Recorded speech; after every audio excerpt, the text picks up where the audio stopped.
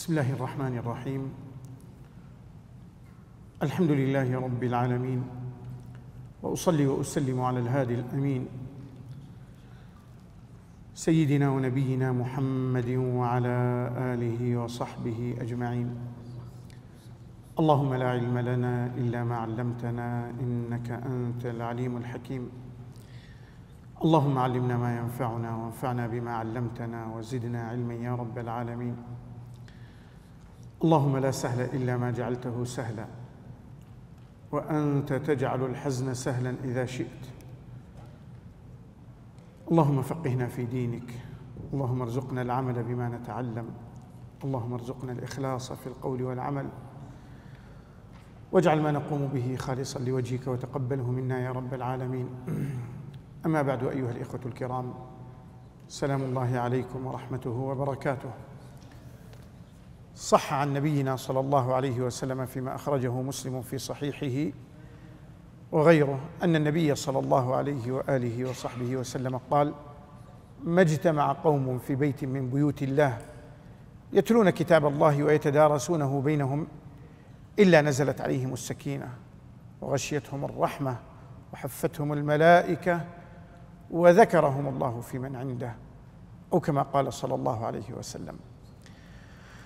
ولا شك أن مدارسة سنة النبي صلى الله عليه وسلم مدارسة للقرآن، إذ أن السنة هي التي توضح القرآن.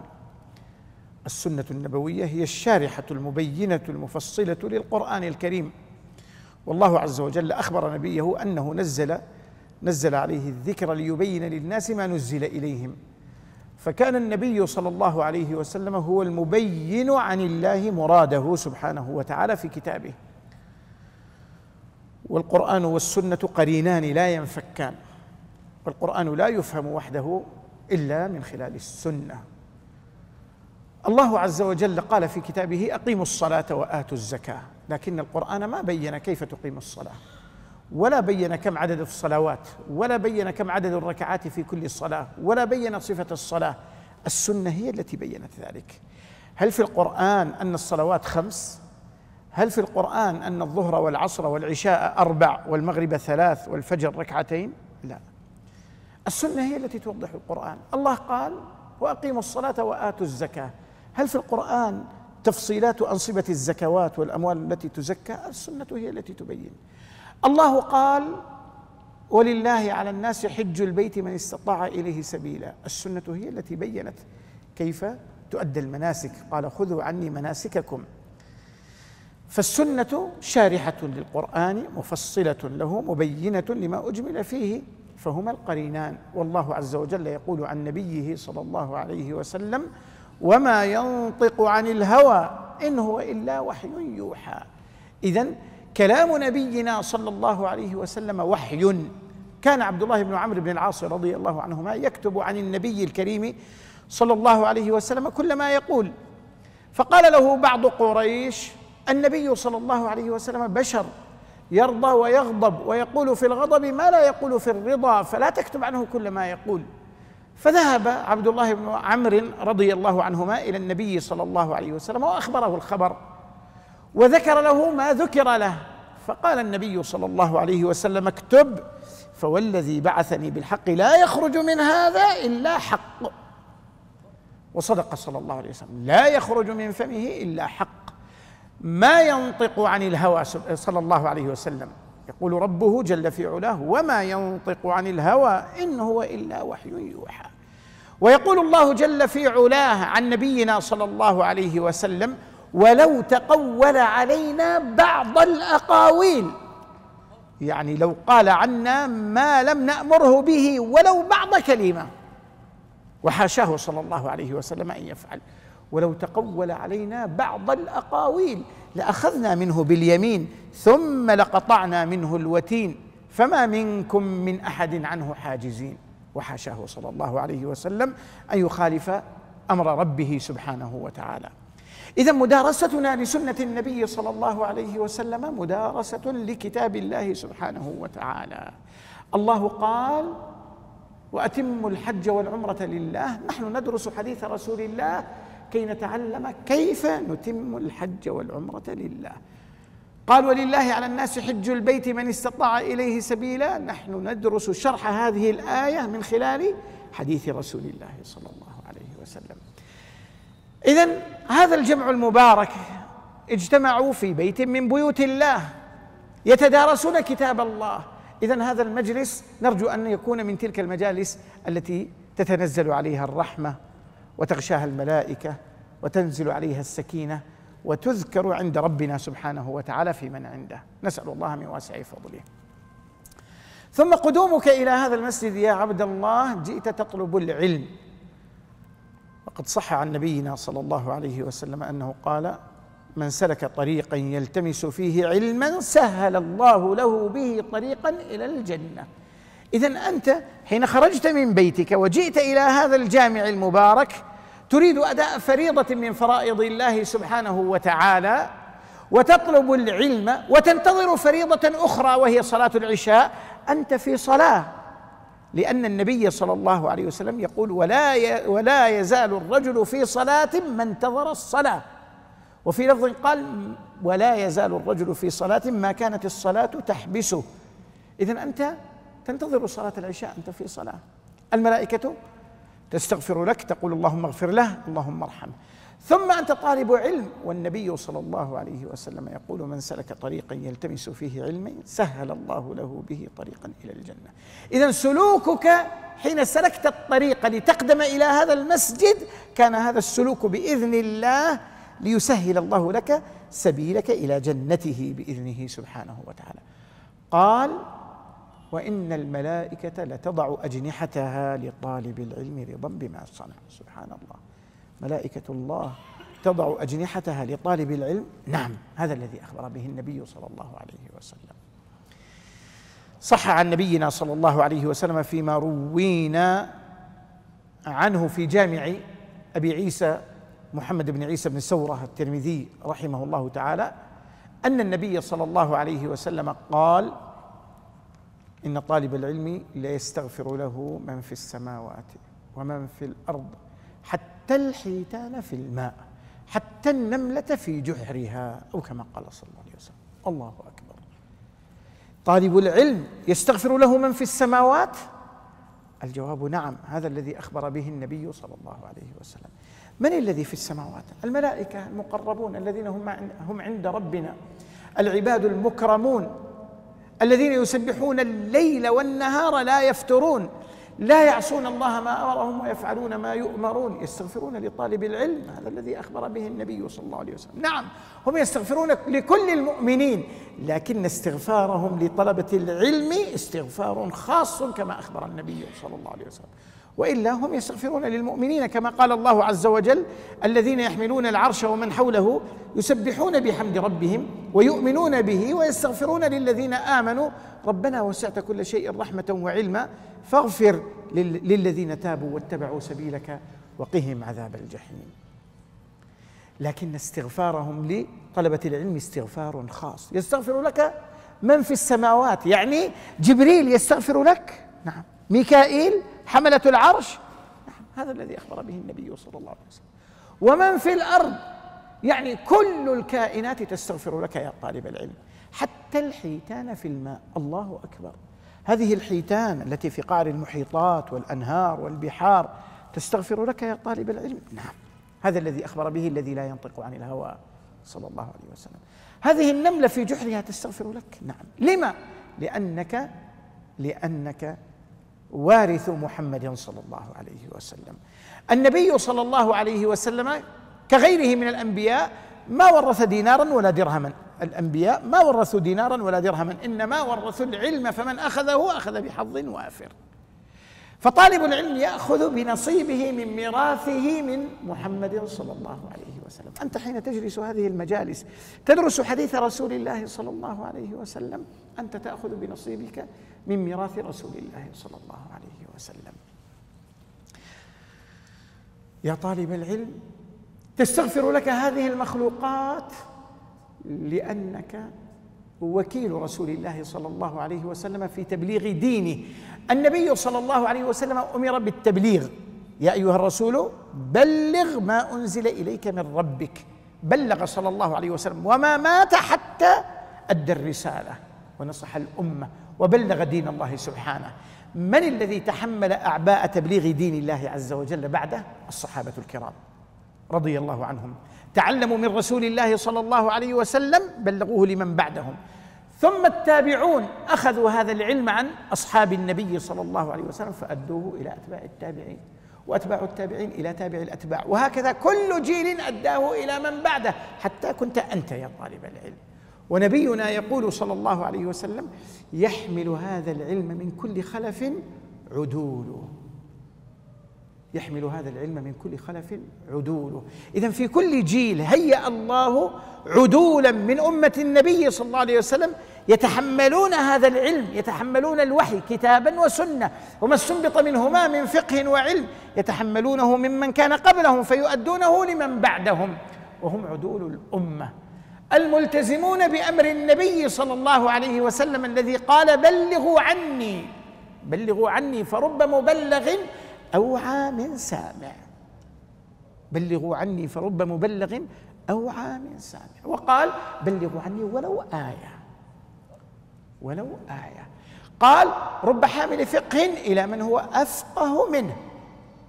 إذن أنت ممن التزمت أمر النبي صلى الله عليه وسلم وامتثلت أمره حين قال بلغ، فكنت جئت هذا المجلس لتتحمل ثم لتعمل ثم لتبلغ بإذن الله عز وجل. ذلك لأن العلم إنما يطلب بنيات أربعة.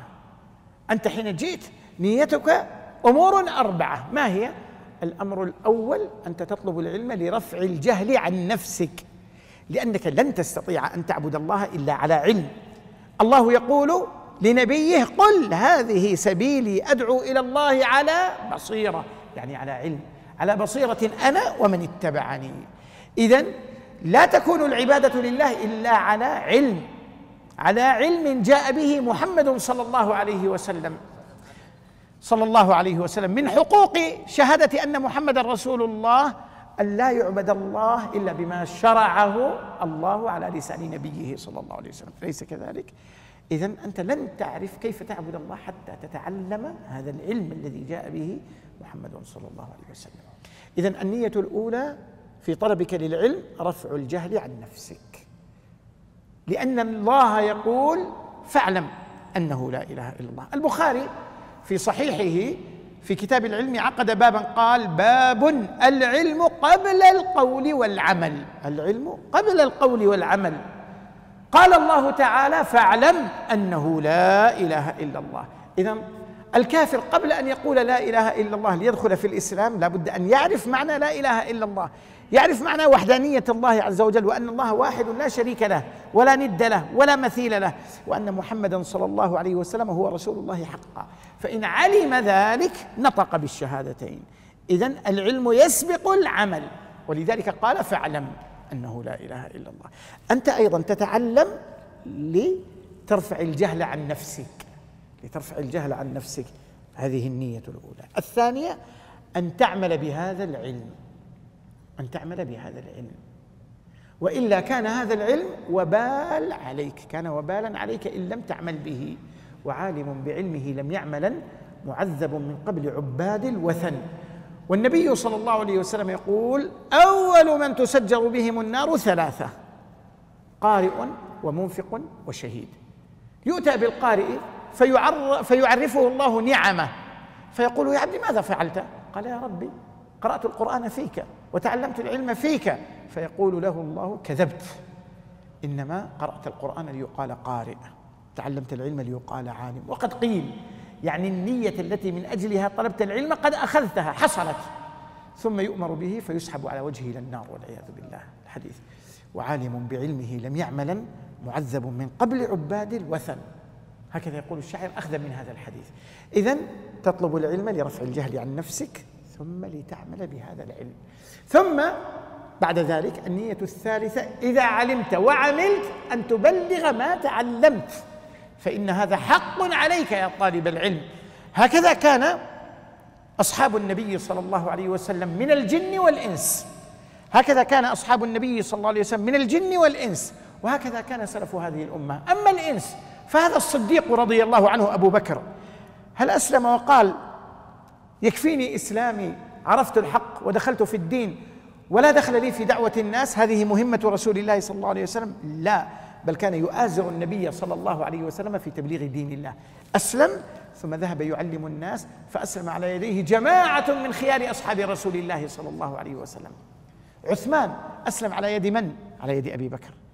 عبد الرحمن بن عوف أسلم على يد من؟ على يد أبي بكر الصديق. أبو عبيدة عامر بن الجراح أسلم على يد من؟ على يد أبي بكر الصديق. سعد بن أبي وقاص أسلم على يد من؟ على يد أبي بكر الصديق. جماعات من الصحابة بل من العشرة المبشرين بالجنة أسلموا على يد أبي بكر. إذن كان الصحابة يرون أن هذه مهمة تخصهم كما تخص النبي صلى الله عليه وسلم إذا أسلموا وعملوا أن يبلغوا دين الله عز وجل. كذا الجن، الله يقول: وإذ صرفنا إليك نفرا من الجن يستمعون القرآن فلما حضروه قالوا أنصتوا فلما قضي ولوا إلى قومهم منذرين. ذهبوا يعلمون قومهم، يبلغون دين الله عز وجل. قل أوحي إلي أنه استمع نفر من الجن فقالوا إنا سمعنا قرآنا عجبا يهدي إلى الرشد فآمنا به ولن نشرك بربنا أحدا. ذهبوا مبلغين، مع أن النبي صلى الله عليه وسلم ما علم بقدومهم حين قدموا، ولا علم بإنصاتهم حين أنصتوا، ولا علم بإسلامهم أول ما قدموا، ولا علم بعودتهم حين بلغوا، إلا حين أوحى الله إليه، إلا حين أخبره الله فقال: وإذ صرفنا إليك نفرا من الجن يستمعون القرآن. وقال: قل، يعني يا نبينا، قل أوحي إلي أنه استمع نفر من الجن. إذن هو ما عرف ولا علم صلى الله عليه وسلم حتى أوحى الله إليه وبلغه. هكذا أنت، هي النية الثالثة: رفع الجهل، العمل، نشر هذا العلم والدعوة إليه. الأمر الرابع: الصبر والاحتساب في تبليغ دين الله سبحانه وتعالى. لما؟ لأن تعليم الناس العلم الشرعي، لأن الدعوة إلى دين الله تحفها كثير من الأذى يحصل من الناس، كما حصل للنبي صلى الله عليه وسلم وللأنبياء قبله. ماذا قال ورقة كما في الصحيحين من حديث عائشة رضي الله عنها؟ ماذا قال ورقة بن نوفل رضي الله عنه للنبي صلى الله عليه وسلم أول ما بعث؟ قال: يا ليتني أكون حيا، ليتني، قال: يا ليتني فيها جذعا، ليتني أكون حيا إذ يخرجك قومك. قال: أو مخرجيهم؟ قال: نعم، لم يأتي أحد بمثل ما جئت به إلا عودي، إلا عودي. ولذلك من أجل هذا رمي إبراهيم في النار، من أجل هذا حورب نوح، من أجل هذا كذب هود وكذب صالح وكذب شعيب وكذب موسى وكذب عيسى وراموا قتله حتى رفعه الله إليه، وكذب محمد صلى الله عليه وسلم فقالوا عنه ساحر وكاهن ومجنون. من أجله أرادوا قتله حتى حفظه الله عز وجل. من أجل هذا الطريق أخرج من بلده من وطنه حتى خرج مهاجرا إلى مدينته صلى الله عليه وسلم. وهكذا من سلك طريق الدعوة إلى الله تحفها كثير من الأذى من المكاره. إذن لابد أن تصبر وتحتسب. طريق محفوف بالمكاره آخره الجنة، لأن الجنة حفت بالمكاره، أما النار حفت بالشهوات. ولذلك جماع هذه النيات الأربعة، جماعها قول الله سبحانه: والعصر إن الإنسان لفي خسر إلا الذين آمنوا. والإيمان يكون على علم وعملوا الصالحات، هذا العمل، وتواصوا بالحق، هذا الدعوة إليه، وتواصوا بالصبر، تحمل الأذى فيه. نحن الآن هذه الأيام في أيام حج، أليس كذلك؟ نحن في أشهر الحج، أشهر الحج شوال وذي القعدة وعشر ذي الحجة، أليس كذلك؟ نحن الآن في أشهر الحج، والحج منسك عظيم وركن عظيم من أركان الحج، هو خامس أركان الحج. والحج شعيرة عظيمة فرضها الله عز وجل على هذه الأمة المباركة وأكرمها بها، أكرمها بأن تقدم إلى حرمه وأمنه. واعلم يا عبد الله أن الحج مكفر للذنوب، كما قال نبينا الكريم صلى الله عليه وسلم فيما صح عنه: من حج هذا البيت فلم يرفث ولم يفسق رجع كيوم ولدته أمه. إذن أنت يا عبد الله كم يغويك الشيطان، يبقى العبد يسير في سبل الشيطان سنين عديدة، عقود، ثم يقدم بيت الله سبحانه وتعالى، يأتي يحج كما أمره الله، يحج كما حج النبي صلى الله عليه وسلم، يأتسي به يقتدي به صلى الله عليه وسلم امتثالا لأمره حين قال خذوا عني مناسككم، يرجع بإذن الله عز وجل كما ولدته أمه، قد غفرت ذنوبه وخطاياه بإذن الله سبحانه وتعالى. ولذلك حين قدم وفد من الحجيج وقد قفلوا من حجهم مروا على أبي ذر بالربذة، والحديث عند مسلم في صحيحه، فسألهم من أين قدمتم؟ قالوا من بيت الله حججنا. قال أتيتم من بيت الله؟ قال نعم. قال استأنفوا العمل فقد كفيتم ما مضى. استأنفوا العمل فقد كفيتم ما مضى، ما مضى قد غفر بإذن الله سبحانه وتعالى. ابدأوا من جديد، الصفحات بيضاء ناصعة البياض. ولذلك إخوتي الكرام، الحج نعمة عظيمة لا يوفق لها إلا الموفقون. عظماء الدنيا، ملوك الدنيا وأمراؤها، أتظنون أن الدخول عليهم أمر سهل؟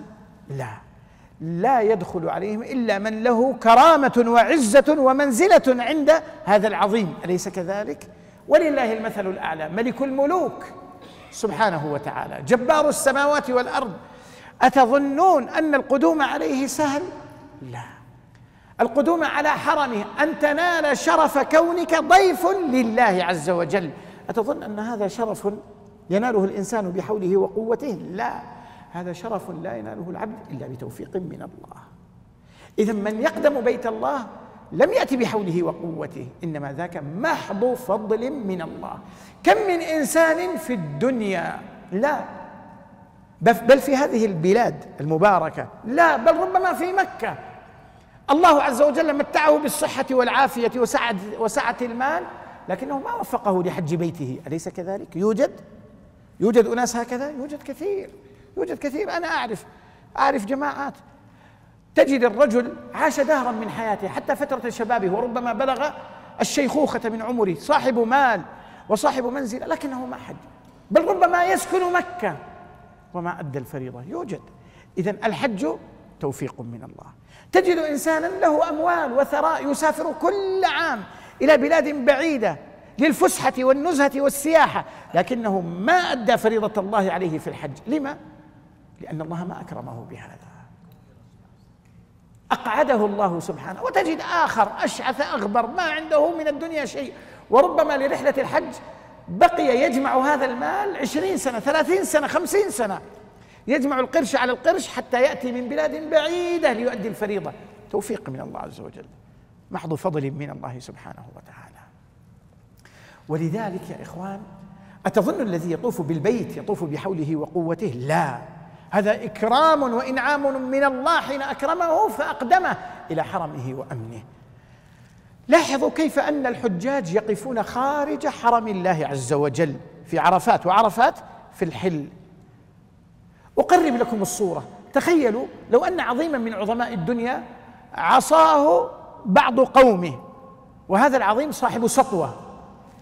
هؤلاء الجماعة الذين عصوه عرفوا ذنبهم وعرفوا تقصيرهم وعرفوا ما اقترفوه في جنب هذا العظيم، فجاءوا بهداياهم وقد أظهروا المسكنة والضعف والانكسار، فأوقفهم على باب حرمه، على باب قصره في الخارج، فوقفوا وهم في ذلة وانكسار وهم يبكون ويتضرعون، فأوقفهم طويلا ليظهروا ذلتهم ويظهروا فقرهم ويعترفوا بذنوبهم. ثم بعد ذلك أذن لهم فاقتربوا حتى أدخلهم إلى داخل حرمه، وأوقفهم حتى يظهروا الذلة والمسكنة والانكسار بين يدي سيدهم، حتى رضي عنهم فأقدمهم إلى مقامه، إلى مجلسه، إلى مكان أمنه. ولله المثل الأعلى من باب تقريب الصورة.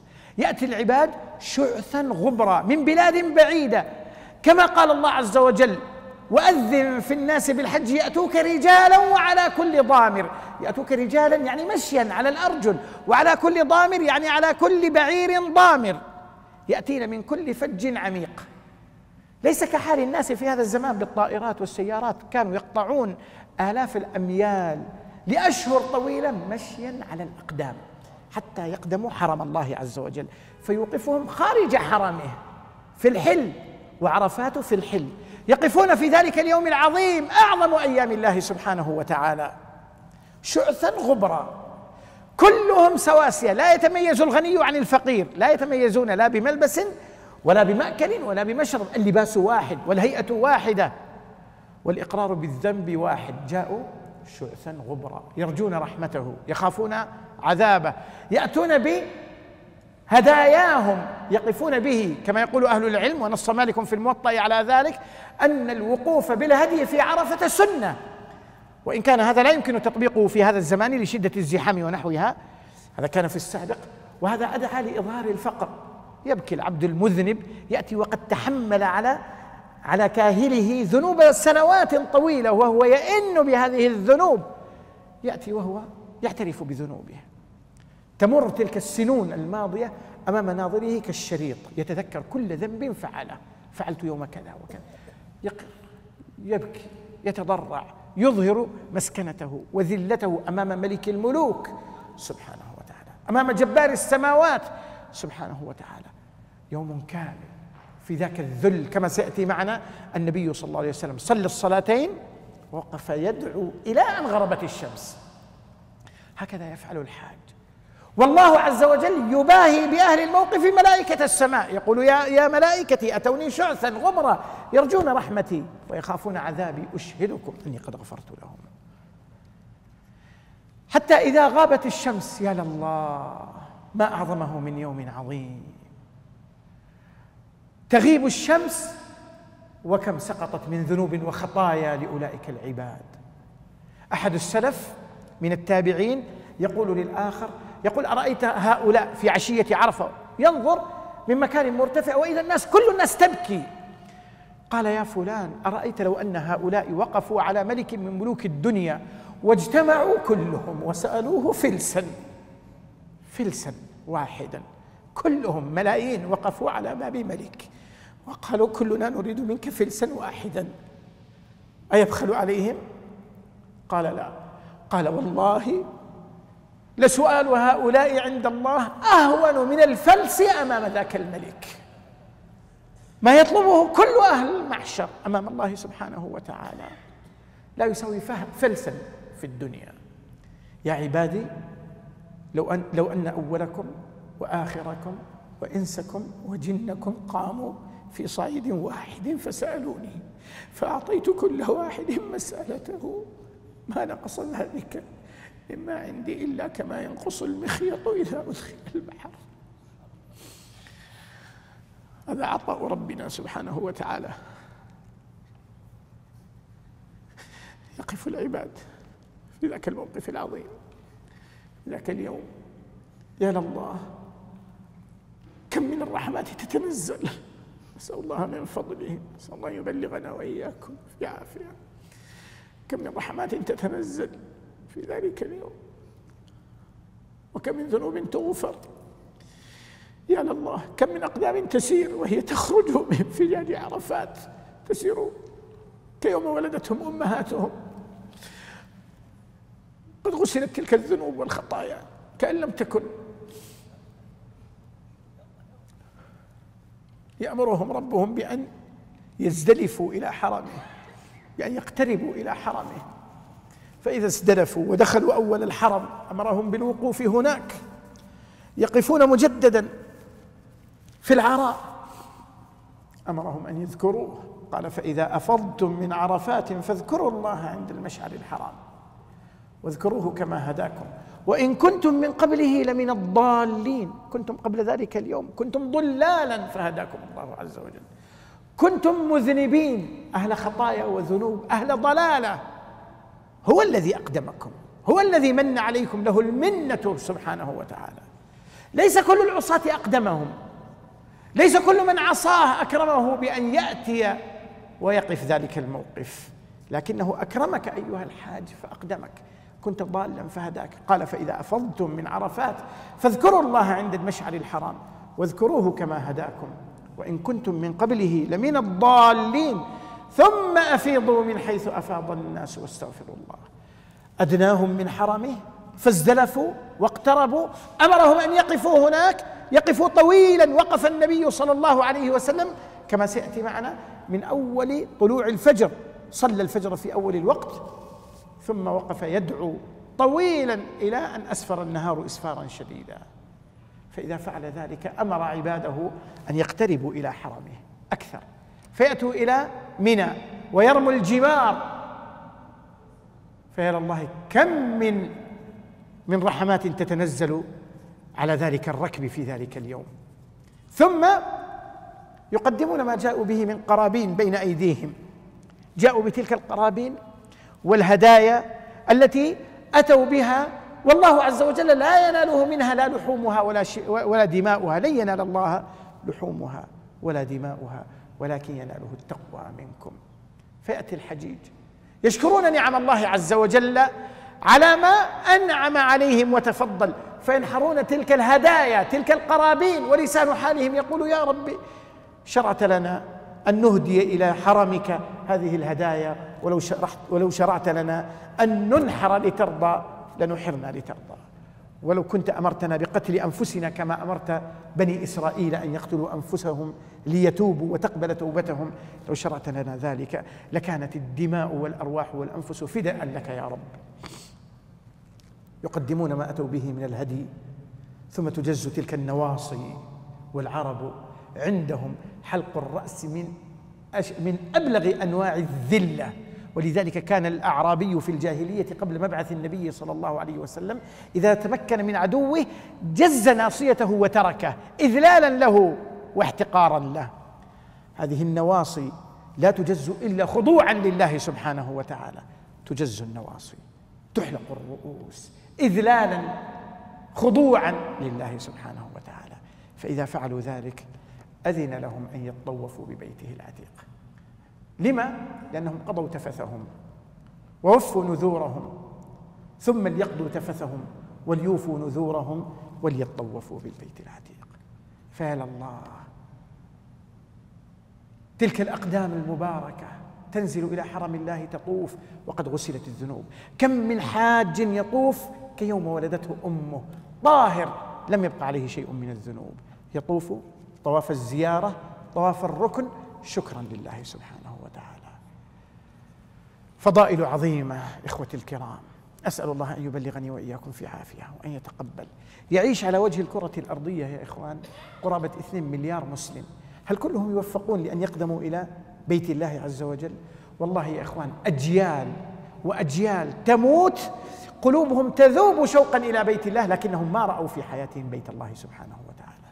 في أقطار الدنيا ملايين البشر، لا ليس ملايين، مئات الملايين ممن يشهدون أن لا إله إلا الله وأن محمد رسول الله، تذوب قلوبهم شوقا لبيت الله، حرموا ذلك. لما؟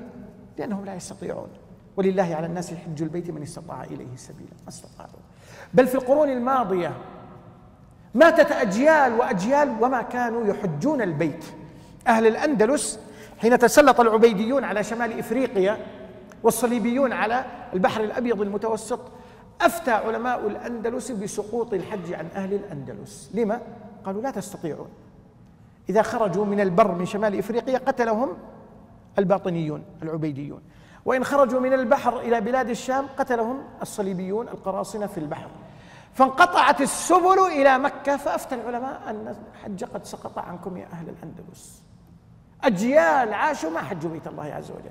الحافظ ابن عبد البر رحمه الله تعالى، أبو عمر النمري العالم الجليل حافظ الأندلس، مؤلف التمهيد الذي ألف التمهيد في شرح الموطأ في 40 سنة، وألف الاستذكار وألف المؤلفات، ما حج بيت الله ولا رأى الكعبة بأم عينه قط.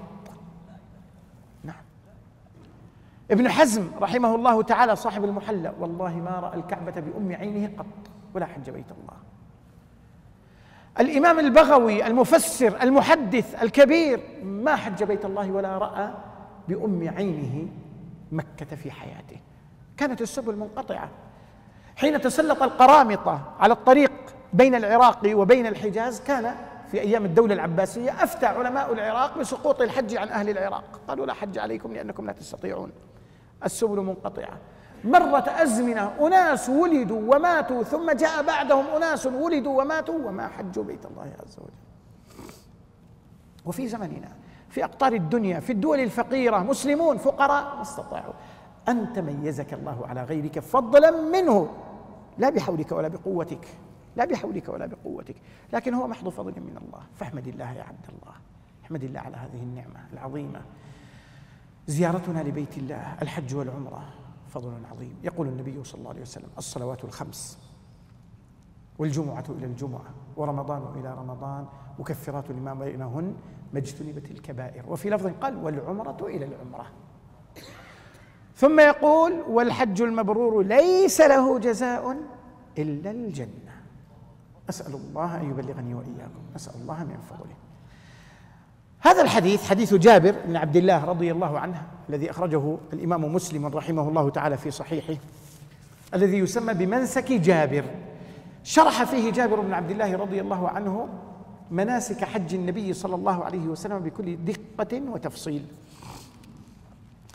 لا يكفي لشرح هذا الحديث هذا الوقت القصير، يومين مجلسين فقط، مجلس اليوم ومجلس الغد فقط، لكن ما لا يدرك كله لا يترك كله أو لا يترك قله. ولذلك نحاول بإذن الله عز وجل أن ننبه على مجمل المسائل في مسائل المناسك الواردة في هذا الحديث. نعم، تفضل يا شيخ اقرأ.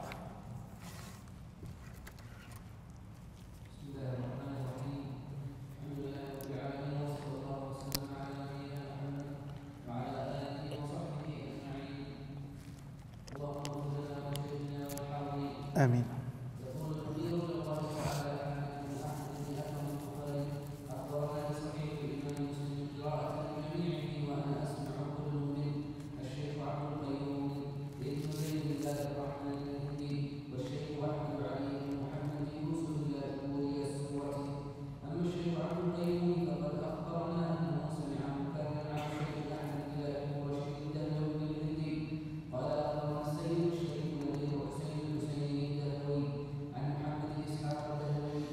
هي الدهلوي نسبة إلى دهلي. دهلي هي كانت عاصمة الدولة الإسلامية في الهند حين كانت الهند إمبراطورية إسلامية.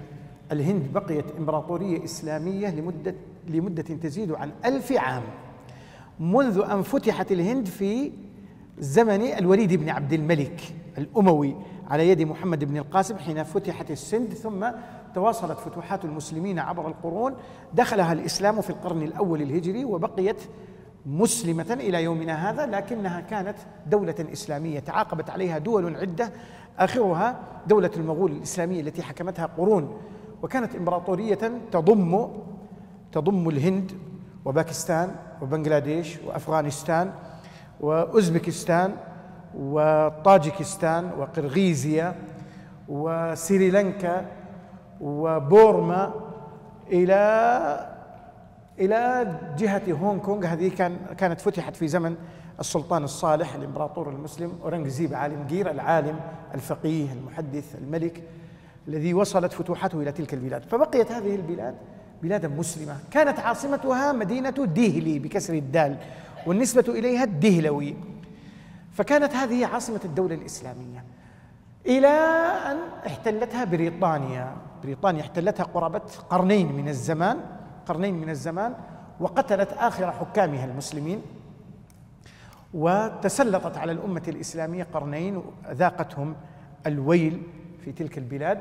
ثم بعد جهاد مرير من قبل المسلمين خرجت عام 1948 ميلادي. خرجت وانتقاما من المسلمين سلمت الهند إلى الهندوس بعد أن كانت أخذتها من المسلمين، وأرضت المسلمين بقطعتين صغيرتين من تلك الأرض، وهي باكستان الشرقية وباكستان الغربية. باكستان الشرقية التي سميت فيما بعد ببنغلاديش، والباكستان الغربية هي الباكستان الحالية. والقطعة الأكبر من الهند سلمت إلى الهندوس، مع أن الهند كلها كانت مسلمة. كانت حكومتها حكومة مسلمة تعاقبت عليها دول إسلامية خلال 1000 عام، ولله الأمر من قبل ومن بعد. والله يقول: ما أصابكم من مصيبة فبما كسبت أيديكم ويعفو عن كثير. نعم، اقرأ. عن محمد إسحاق الدهلوي عن جده يومه الشاب عبد العزيز الدهلوي عن نعم، أحمد بن عبد الرحيم العمري هو من ذرية عبد الله بن عمر بن الخطاب العدوي رضي الله عنهم وأرضاهم، لكنه اشتهر بهذا اللقب الشاه ولي الله الدهلوي، وهو من علماء الهند في القرن 11 الهجري. قدم إلى بلاد الحرمين بعد 1100 حاجا، ثم بعد الحج انتقل إلى المدينة النبوية المباركة، فلزم محدثها وعالمها الشيخ إبراهيم الكردي القراني المدني، لزمه أشهر من المحرم إلى شعبان، قرابة 8 أشهر، وتلقى عنه علم الحديث، سمع عليه البخاري كاملا والدارمي كاملا، وقرأ عليه أطراف الستة، وتعلم علم الحديث، ثم رجع إلى الهند وبدأ يعلم الناس كتب السنة، وهو الذي نشر علم الحديث في الهند قاطبة ونشر أسانيدها. والله عز وجل إذا أراد شيئا هيأ له أسبابه. كانت البلاد العربية أرض سنة، وكان سوق الحديث رائجة، تعليم السنة بالأسانيد المتصلة رائجة إلى 1000، يعني كان الوضع منتشرا إلى زمن الحافظ بن حجر، يعني القرن التاسع الهجري، ثم بعده زمن تلاميذه كالإمام الحافظ السخاوي والإمام زكريا الأنصاري، وهو آخر تلاميذ الحافظ بن حجر موتا، عمر 100 سنة تقريبا أو 100 سنوات، وبعده تلاميذه فترة، ثم طوي بساط العلم في البلاد العربية، في الحجاز وفي الشام وفي مصر. هذه المرحلة كانت للعلم بقايا قليلة، وبعدها انطفأ ضوء نشر السنة. نعم، بقي أناس يدرسون الفقه على المتون الفقهية على المذاهب، لكن تدريس حديث النبي صلى الله عليه وسلم، العناية بالصحيحين والسنن الأربعة والموطأ ونحوها، بدأ ضوءه ينطفئ بعد 1100. كانت هذه آخر مرحلة، والله إذا أراد شيئا هيأ له أسبابه، ولذلك أتى بهذا الرجل الهندي الشاه ولي الله الدهلوي أحمد بن عبد الرحيم العمري من الهند، من دهلي، للحج، ثم لزم هذا الرجل الذي هو إبراهيم إبراهيم بن سالم الكوراني الكردي المدني، لزمه هذه الأشهر ونقل علم الحديث إلى الهند، وبعدها انطفأ أو كاد، يعني لم يبق له إلا جذوة قليلة في الحرمين وإلا انطفأ. صار سوق الحديث رائجا أين؟ في الهند. عناية أهل الهند زادت بحديث النبي صلى الله عليه وسلم رواية ودراية، تدريسا وشرحا وتعليما، ولذلك عامة محدثي الهند أسانيدهم في الكتب الستة والموطأ تصل إلى هذا الرجل الذي هو الشاه ولي الله الدهلوي. ثم عادت البضاعة بحمد الله عز وجل إلى أرض الحرمين، بل إلى البلاد العربية والإسلامية، وصار عند الناس عناية بالحديث رواية ودراية وشرحا ودراسة أسانيد، والوقوف على الصحيح والسقيم، والوقوف على العلل ونحوها، وصار علم الحديث رائجا بفضل الله عز وجل، خاصة في هذه الأزمان والعقود المتأخرة. نسأل الله عز وجل أن يحيي هذا العلم، وأن يرزقنا وإياكم حسن الاقتداء برسول الله صلى الله عليه وسلم. نعم، آمين.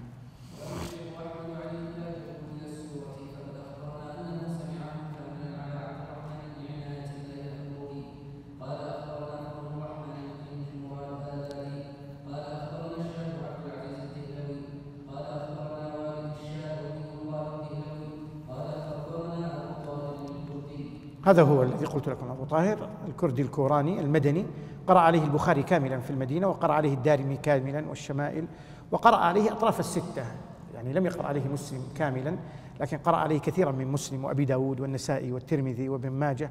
أما الموطأ لم يقرأه عليه، إنما قرأه على محمد وفد الله المكي المغربي، قرأ عليه الموطأ كاملا في مدينة دهلي، حين كان هذا الرجل المكي في زيارة للهند التقى به هناك وقرأ عليه الموطأ هناك. نعم. قال أخبرنا أبو طاهر الكردي قراءة لبعضه وإجازة لسائره. قال أخبرنا والد الشيخ إبراهيم الكردي بقراءته على الشيخ سلطان بن أحمد المزاحي المزاحي نسبة لبعض قرى مصر، وسلطان بن أحمد المزاحي كان شيخ القراء والمحدثين في الأزهر في زمنه، كان يدرس علم القراءات، وكان يدرس الحديث والفقه الشافعي، كان فقيها محدثا قارئا. نعم. قال أخبرنا والد الشيخ إبراهيم الكردي بقراءته على الشيخ سلطان بن أحمد المزاحي، طلب منه إجازة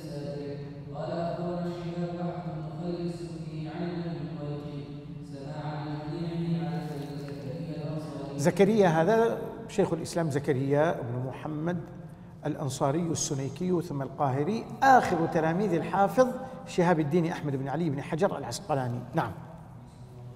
نعم.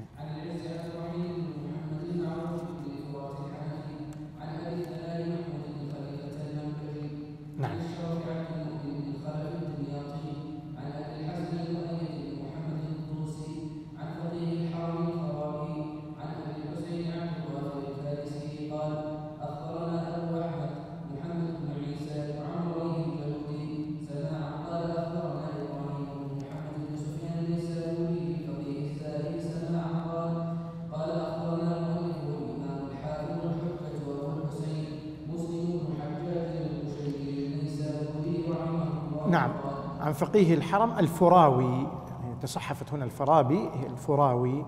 نعم، اقرأ. أحسنت، ولو حذف الطابع لفظة باب حجة النبي صلى الله عليه وسلم لكان أولى، لأن التبويبات في صحيح مسلم ليست من مسلم. البخاري وضع عناوين لأبوابه، بوب ووضع عناوين وتراجم، تراجم يعني عناوين أبواب، وكانت تراجم أبوابه دقيقة جدا الإمام البخاري، ولذلك يقول العلماء فقه البخاري في تراجم أبوابه. لكن مسلما ما وضع تراجم لأبوابه. نعم، رتب الأحاديث مرتبة ترتيبا موضوعيا يعني على الموضوعات، لكنه ما وضع عناوين. طيب، هذه العناوين التي نجدها في نسخ صحيح مسلم من أين هي؟ هذه أخذها الطابعون في بيروت وفي مصر، أخذها الطابعون من شرح مسلم. لمن؟ للنووي. المنهاج في شرح صحيح مسلم بن الحجاج للإمام النووي، المنهاج في شرح صحيح مسلم بن الحجاج للنووي. النووي لما وجد الأحاديث مرتبة ترتيب موضوعي وليست ثم عناوين، وضع على شرحه عناوين. فالطابعون الذين طبعوا صحيح مسلم في هذا العصر صاروا يأخذون العناوين من شرح مسلم ويضعونها في صلب الكتاب. هذا من تصرف الطابعين. ولذلك لو نظرتم إلى الطبعات القديمة كالطبعة البولاقية المصرية القديمة لا توجد فيها أبواب. كذلك طبعة العامرة وهي منتشرة بين أيدي الناس، طبعة الأستانة، طبعة إسطنبول أيام السلطان عبد الحميد، ليس فيها عناوين أبواب، ليس فيها، إنما وضعت على الجوانب، على الجوانب أخذوها من عناوين شرح مسلم، لكن ما وضعوها في صلب الكتاب. ولذلك صحيح مسلم ليس فيه عناوين، العناوين ليس منه، إنما هو من النووي، خلافا للبخاري، خلافا لأبي داود، للترمذي، للنسائي، لابن ماجه، الأبواب منهم. نعم، اقرأ. قال مسلم رحمه الله: حدثنا أبو بكر. نعم. قال حدثنا أبو بكر بن أبي شيبة وإسحاق وابن إبراهيم جميعا عن حاتم قال أبو بكر حدثنا حاتم بن إسماعيل البدري عن جعفر بن محمد عن أبيه قال: دخلنا على جابر بن عبد الله فسأل عن القوم حتى انتهى إليه، فقلت أنا محمد بن علي بن الحسين، فأهوى بيده إلى رأسي فنزع زري الأعلى ثم نزع زري الأسفل ثم وضع كفه بين ثدييه وأنا يومئذ غلام شاب، فقال: مرحبا بك يا ابن أخي، سل عما شئت. فسألته وهو أعمى وحضر وقت الصلاة، فقام في رسالة ملتحقا بها كلما وضعها على منكبه رجع طرفها إليه من صغرها ورداءه إلى جنبه على المشجع، فصلى بنا. فقلت: أخبرني عن حجة رسول الله صلى الله عليه وسلم، فقال بيده فعقد 9. نعم، كمل إلى آخر الحديث. نعم. فقال له رسول الله صلى الله عليه وسلم: مكث 9 سنين لم يحج، ثم أذن في الناس في العاشرة أن رسول الله صلى الله عليه وسلم حاج، فقدم المدينة بشر كريم كلهم يلتمس أن يحتفل برسول الله صلى الله عليه وسلم وجعلنا نتبع عليه، فخرجنا معه حتى أتينا الحليفة، فولدت أسماء بنت عميس محمد بن أبي بكر، فأرسلت إلى رسول الله صلى الله عليه وسلم: كيف أصنع؟ قال: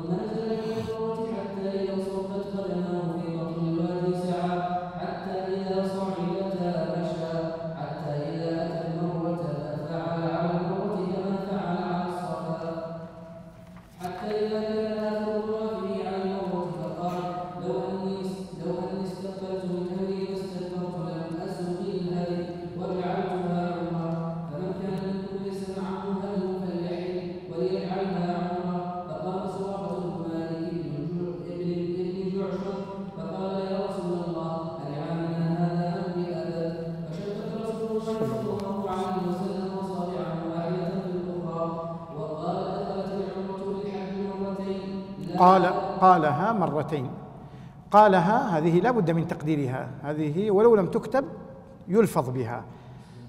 دخلت العمرة في الحج مرتين، هم يقولونها مرتين هكذا. لماذا؟ من باب السرعة في الكتابة في مجالس الإملاء. لكن في القراءة إما أنهم يتلفظونها مرتين، يعني القارئ يتلفظها مرتين، أو أنه يقول قالها مرتين، يعني قالها النبي صلى الله عليه وسلم. والأكمل أن يقولها الإنسان مرتين. كذلك إذا جاء في اللفظ قالها 3 مرات، القارئ يكررها 3 مرات، لأن النبي صلى الله عليه وسلم قالها 3 مرات. هنا لما قال له سراقة بن مالك: يا رسول الله، ألعامنا هذا أم لأبد؟ شبك النبي صلى الله عليه وسلم أصابعه واحدة في الأخرى وقال: دخلت العمرة في الحج، دخلت العمرة في الحج، يعني قالها مرتين. نعم. آمين. وقال: دخلت العمرة في الحج، دخلت العمرة في الحج. نعم، ما يحتاج أنك تقول مرتين، طالما إذا قلتها مرتين ما يلزم أن تتلفظ بلفظة مرتين. نعم. لا بني آدم وقدم علي من اليمن بجود النبي صلى الله عليه وسلم، ووجد فاطمة رضي الله عنها ممن حل ولبست ثيابا صويبا مرتحلا، فأنكر ذلك عليها فقالت: إن أبي أمرني بهذا. قال: فكان علي يقول بالعراق، فذهبت إلى رسول الله صلى الله عليه وسلم محرشا على فاطمة الذي صنعته، مستأتيا لرسول الله صلى الله عليه وسلم فيما ذكرت عنه، فأخبرته أني أنكرت ذلك عليها، فقال: صدقت. ماذا قلت حين فرضت الحج؟ قال: قلت: اللهم إني أريد بما أهل به الرسول صلى الله عليه وسلم. نعم. قال: فإن معي الهدي فلا تحل. قال: فكان جماعة الهدي الذي قدم به علي من اليمن والذي أتى به النبي صلى الله عليه وسلم منها. قال: فحل الناس كلهم وقصروا إلا النبي صلى الله عليه وسلم ومن كان معه هدي. فلما كان يوم التروية توجهوا إلى من فأهلوا بالحج، وركب رسول الله صلى الله عليه وسلم وصلى بنا الظهر والعصر والمغرب والعشاء والفجر، ثم مكث قليلا حتى طلعت الشمس وأمر بقربة من شعر تفرغ له بنمرة، فسار رسول الله صلى الله عليه وسلم ولا تشق قريش إلا أنه واقف عند المشعر الحرام كما كانت قريش تصنع في الجاهلية. فأجاد رسول الله صلى الله عليه وسلم حتى أتى عرفة ووجد القبة قد ضربت له بنمرة، فنزل منها حتى إذا زاغت الشمس ومر القصوى فأحيلت له، فأتى رجل الوادي فخطب الناس وقال: إن دماءكم وأموالكم حرام عليكم كحرمة يومكم هذا في شهركم هذا في بلدكم هذا. ألا كل شيء من أمر الجاهلية تحت قدمي موضوع، ودماء الجاهلية موضوعة، وإن أولد من أضع من دمائنا ابن ربيعة بن الحارث كان مسترضعا في بني سعد. مسترضعا. نعم. كان مسترضعا في بني سعد فقتلته هذيل، وربا الجاهلية موضوع، وأول من أضع ربانا إلى عباس بن عبد المطلب، فإنه موضوع كله. فاتقوا الله في النساء، فإنكم أخذتموهن بأمان الله واستحللتم فروجهن بكلمة الله، ولكم عليهن ألا يوطئن فروجكم أحدا تكرهونه، فإن فعلن ذلك فاضربوهن ضربا غير مبرح، ولهن عليكم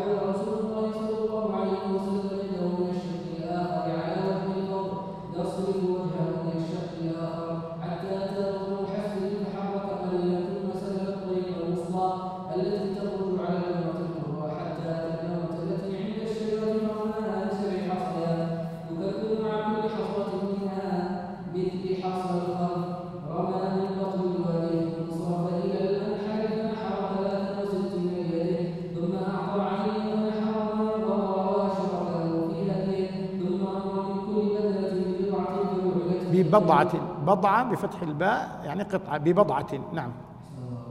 ثم أمر من كل بدنة ببضعة فجعلت في قدر وطبخت فأكلا من لحمها وشربنا من مرقها.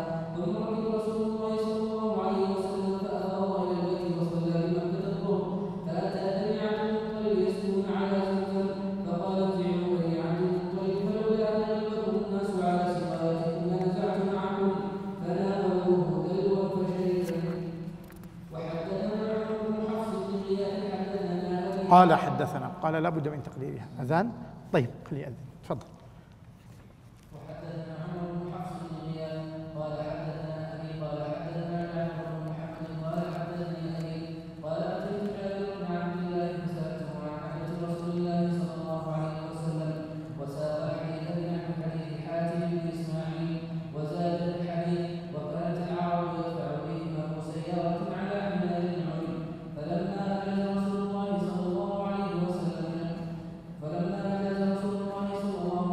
المزدلفة في المشعر الحرام لم تشد قريش أنه سيقتصر عليه ويكون منزله ثم فأجاز ولم يعلم. ثم هذه الفاصلة لا داعي لها، ويكون منزله ثم، هنا الفاصلة. قال لم تشك قريش أنه سيقتصر عليه ويكون منزله ثم، يعني هناك، يكون منزله في ذاك المكان. هنا المفروض تكون نقطة، والفاصلة هذه تزول نقطة، ولم يعرض له حتى أتى عرفات فنزل. طيب الشيخ يقول نقف حتى يعني إن أحببتم تجددوا أو كذا، ونبدأ الشرح بعد الصلاة. أرفق بكم، الناس تهز رؤوسها. طيب أنا كنت قلت أنا نسحب إلى الإقامة، لكن طالما الرؤوس تهز معناها الجميع موافق على هذا. صلى الله وسلم على نبينا محمد. بسم الله الرحمن الرحيم. الحمد لله رب العالمين، وأصلي وأسلم على الهادي الأمين سيدنا ونبينا محمد وعلى آله وصحبه أجمعين. يستمر الدرس بإذن الله ساعة من الآن، يعني إلى 9:15 تقريبا إن شاء الله. قال الإمام مسلم رحمه الله تعالى: حدثنا أبو بكر بن أبي شيبة وإسحاق بن إبراهيم جميعا عن حاتم. قال أبو بكر: حدثنا حاتم بن إسماعيل المدني عن جعفر بن محمد عن أبيه. جعفر هو الصادق، جعفر هذا هو جعفر الصادق، عن أبيه يعني محمد الباقر.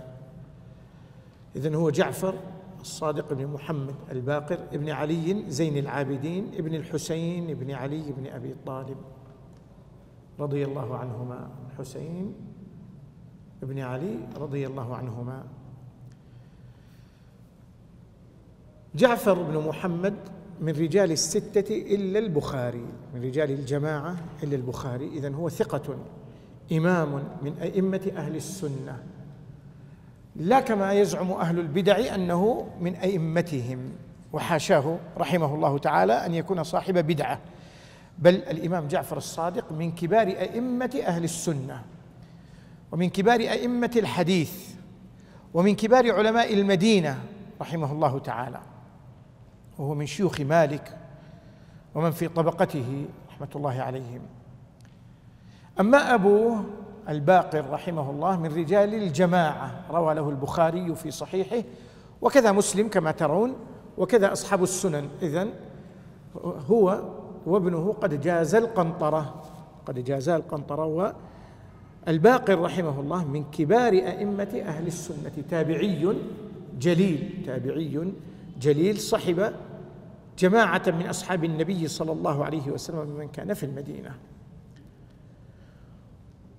وروى عن عائشة وأم سلمة مرسلا رضي الله عنهما وأرضاهما، وهذا يدل على أن أئمة آل البيت كانوا يرون أصحاب النبي صلى الله عليه وسلم عدولا ثقاتا ويرتضونهم، وكذا كانوا يرون أمهات المؤمنين من العدول الثقات وكانوا يرتضونهم. ولذلك روى الباقر عن عائشة رضي الله عنها كما أخرج ذلك الترمذي في جامعه وفي شمائله، وكذا روى عن أم المؤمنين أم سلمة رضي الله عنها، لا كما تزعم الرافضة قبحهم الله أن علماء آل البيت، أن أئمة آل البيت كانوا يكفرون عائشة وحفصة رضي الله عنهما وحاشاهم. وكيف يفعل ذلك وعائشة عمته؟ عائشة عمته. وكان الباقر وجعفر يقول: إني لأرجو من شفاعة أبي بكر، يعني يوم القيامة، إني لأرجو من شفاعة أبي بكر ما أرجوه من شفاعة علي، يعني يوم القيامة. وقال: لعن الله من لعن أبا بكر وعمر. كان يقول حين سأله رجل عن أبي بكر وعمر، الصادق جعفر يقول: هل يلعن الرجل والديه؟ هل يلعن الرجل والديه؟ كيف ألعن أبا بكر وقد ولدني مرتين؟ ذلك أن أمه بنت عبد الرحمن بن أبي بكر الصديق، وأمها كذلك من ذرية أبي بكر الصديق. إذن أبو بكر له ولادة على الباقر مرتين. فيقول أبو بكر: ولدني مرتين، كيف ألعنه؟ كيف يلعن الرجل أباه؟ وأبو بكر أبوه في النسب من جهة أمه وجدته. فهذا السند الذي بين يدينا وأمثال هذا السند يبين كذب الرافضة في دعواهم أن أئمة آل البيت يكفرون الصحابة الكرام ويكفرون أمهات المؤمنين. قبح الله الرافضة. أما علماء آل البيت كهؤلاء الأئمة، هؤلاء ليسوا أئمة رافضة، هؤلاء أئمة سنة. الإمام جعفر الصادق والإمام محمد الباقر هم من أئمتنا، وهذا الباقر دخل على أبي بكر، على جابر رضي الله عنه. إذن الذي كان بين الصحب الكرام وآل البيت كان بينهم مودة ومحبة وإحسان ومعرفة حق واحترام. انظروا حين دخل عليه في جماعة من الناس في المدينة، وكان جابر قد عمي رضي الله عنه، جابر بن عبد الله رضي الله عنه، وهو من أواخر الصحابة موتا بالمدينة إن لم يكن هو الآخر على قول جماعة من أهل العلم، وآخر من مات من الصحابة في المدينة. فصار يسأل هؤلاء الجماعة الذين دخلوا: من أنتم؟ فكل صار ينتسب إليه، يقول: أنا فلان ابن فلان الفلاني، حتى جاء الدور إلى محمد الباقر فقال: أنا محمد ابن علي بن الحسين بن علي بن أبي طالب. فانظروا إلى إجلال هذا الصحابي الجليل لرجل من آل بيت رسول الله صلى الله عليه وسلم. ناداه فأدناه منه وأجلسه بجواره، ثم مد يده فأطلق زره الأعلى وزره الأسفل، ثم أدخل يده فمسح صدره ورحب به وقال: أهلا بك يا ابن أخي. لماذا فعل هذا؟ فعل هذا لإظهار المحبة والمودة لرجل من آل بيت رسول الله صلى الله عليه وسلم. فعل هذا ليبين حبه، رجل أعمى لا يستطيع أن يراه، فلا أقل من أن يمسه ليظهر له محبته وتقديره لرجل من آل بيت رسول الله صلى الله عليه وسلم. وهكذا كان الصحابة الكرام يفعلون، يجلون آل بيت رسول الله صلى الله عليه وسلم، وآل البيت كانوا يجلون أصحاب رسول الله صلى الله عليه وسلم.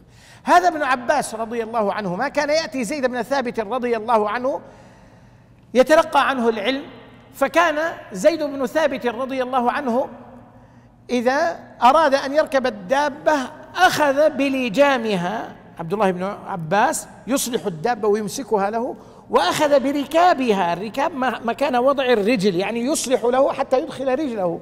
فكان يقول له زيد بن ثابت: تنحى يا ابن عم رسول الله، تنحى يا ابن عم رسول الله، لا تفعل هذا. فيقول له: هكذا أمرنا أن نفعل بعلمائنا. فلما ارتقى على الفرس وابن عباس ممسك بالفرس يهيئها له، قبل يده وقال: هكذا أمرنا أن نفعل بآل بيت نبينا. إذن كان ثم احترام متبادل بين الصحب الكرام وبين آل بيت النبي صلى الله عليه وسلم. هؤلاء يجلون هؤلاء وهؤلاء يجلون هؤلاء، هؤلاء يعرفون حق هؤلاء وهؤلاء يعرفون حق هؤلاء. عمر حين طارد أبا سفيان وهو رديف العباس على بغلة النبي صلى الله عليه وسلم يوم ماذا؟ يوم فتح مكة، يوم الفتح، رآه جاء به العباس ليدخله على النبي صلى الله عليه وسلم. فلما رآه عمر قال: عدو الله أبو سفيان لا نجوت إن نجا. فأخذ يركض وراءه، وأركض العباس أركض العباس البغلة وصار يجري وعمر خلفه بالسيف يجري، حتى دخل العباس وأبو سفيان رديفه على الدابة، حتى دخلا على النبي صلى الله عليه وسلم وخلفه عمر والسيف في يده، يقول: يا رسول الله، هذا عدو الله أبو سفيان، قد أمكننا الله منه من غير عهد ولا ميثاق. فقال له العباس: يا رسول الله، قد أجرت الرجل. فلما نازعه عمر غضب العباس، قال: أتريد قتله لأنه معي؟ فقال: ما هي يا عباس، والله لإسلامك حين أسلمت أحب إلي من إسلام الخطاب لو أسلم. الخطاب من هو؟ أبوه. لإسلامك حين أسلمت أحب إلي من إسلام الخطاب لو أسلم، ذلك لأن إسلامك حين أسلمت كان أحب إلى رسول الله صلى الله عليه وسلم من إسلام الخطاب لو أسلم. ولذلك ما يحبه رسول الله صلى الله عليه وسلم نحن نحبه ونقدمه على ما نحب نحن. هو يحب أباه، لكن يحب من يحبه النبي صلى الله عليه وسلم أكثر من حبه لأبيه في النسب. هكذا كان الصحابة. ولذلك في البخاري في الصحيح عند البخاري رحمه الله أن أبا بكر خرج في خلافته من المسجد، صلى العصر وخرج ومعه علي رضي الله عنهما، خرجا معا، هذا في البخاري.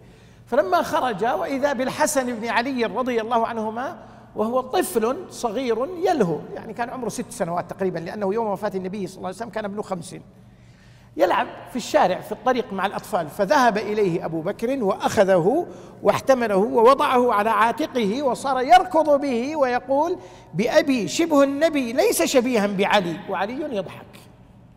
بأبي يعني أفديك بأبي يعني فدا لك أبي، أفديك بأبي. أبوه من؟ أبوه صحابي، أبو قحافة رضي الله عنه، لكنه يعلم أن الحسن بن علي أحب إلى رسول الله صلى الله عليه وسلم من أبي قحافة، ولذلك هو أحب إلى أبي بكر من أبيه الصحابي. بأبي يعني أفديك بأبي شبه النبي ليس شبيها بعلي. وعلي يذكر أنه ما من رجل كان يحدثه عن رسول الله صلى الله عليه وسلم إلا استحلفه، يعني يقول: احلف أنك سمعت هذا من رسول الله صلى الله عليه وسلم، إلا ما كان من أبي بكر. يعني إذا حدثه أبو بكر عن رسول الله صلى الله عليه وسلم ما كان يجرؤ على أن يستحلفه. قال: وحدثني أبو بكر وصدق أبو بكر. حدثني أبو بكر وصدق أبو بكر. إذن علي يعرف فضل الشيخين عليه ويعرف أنهما أفضل منه.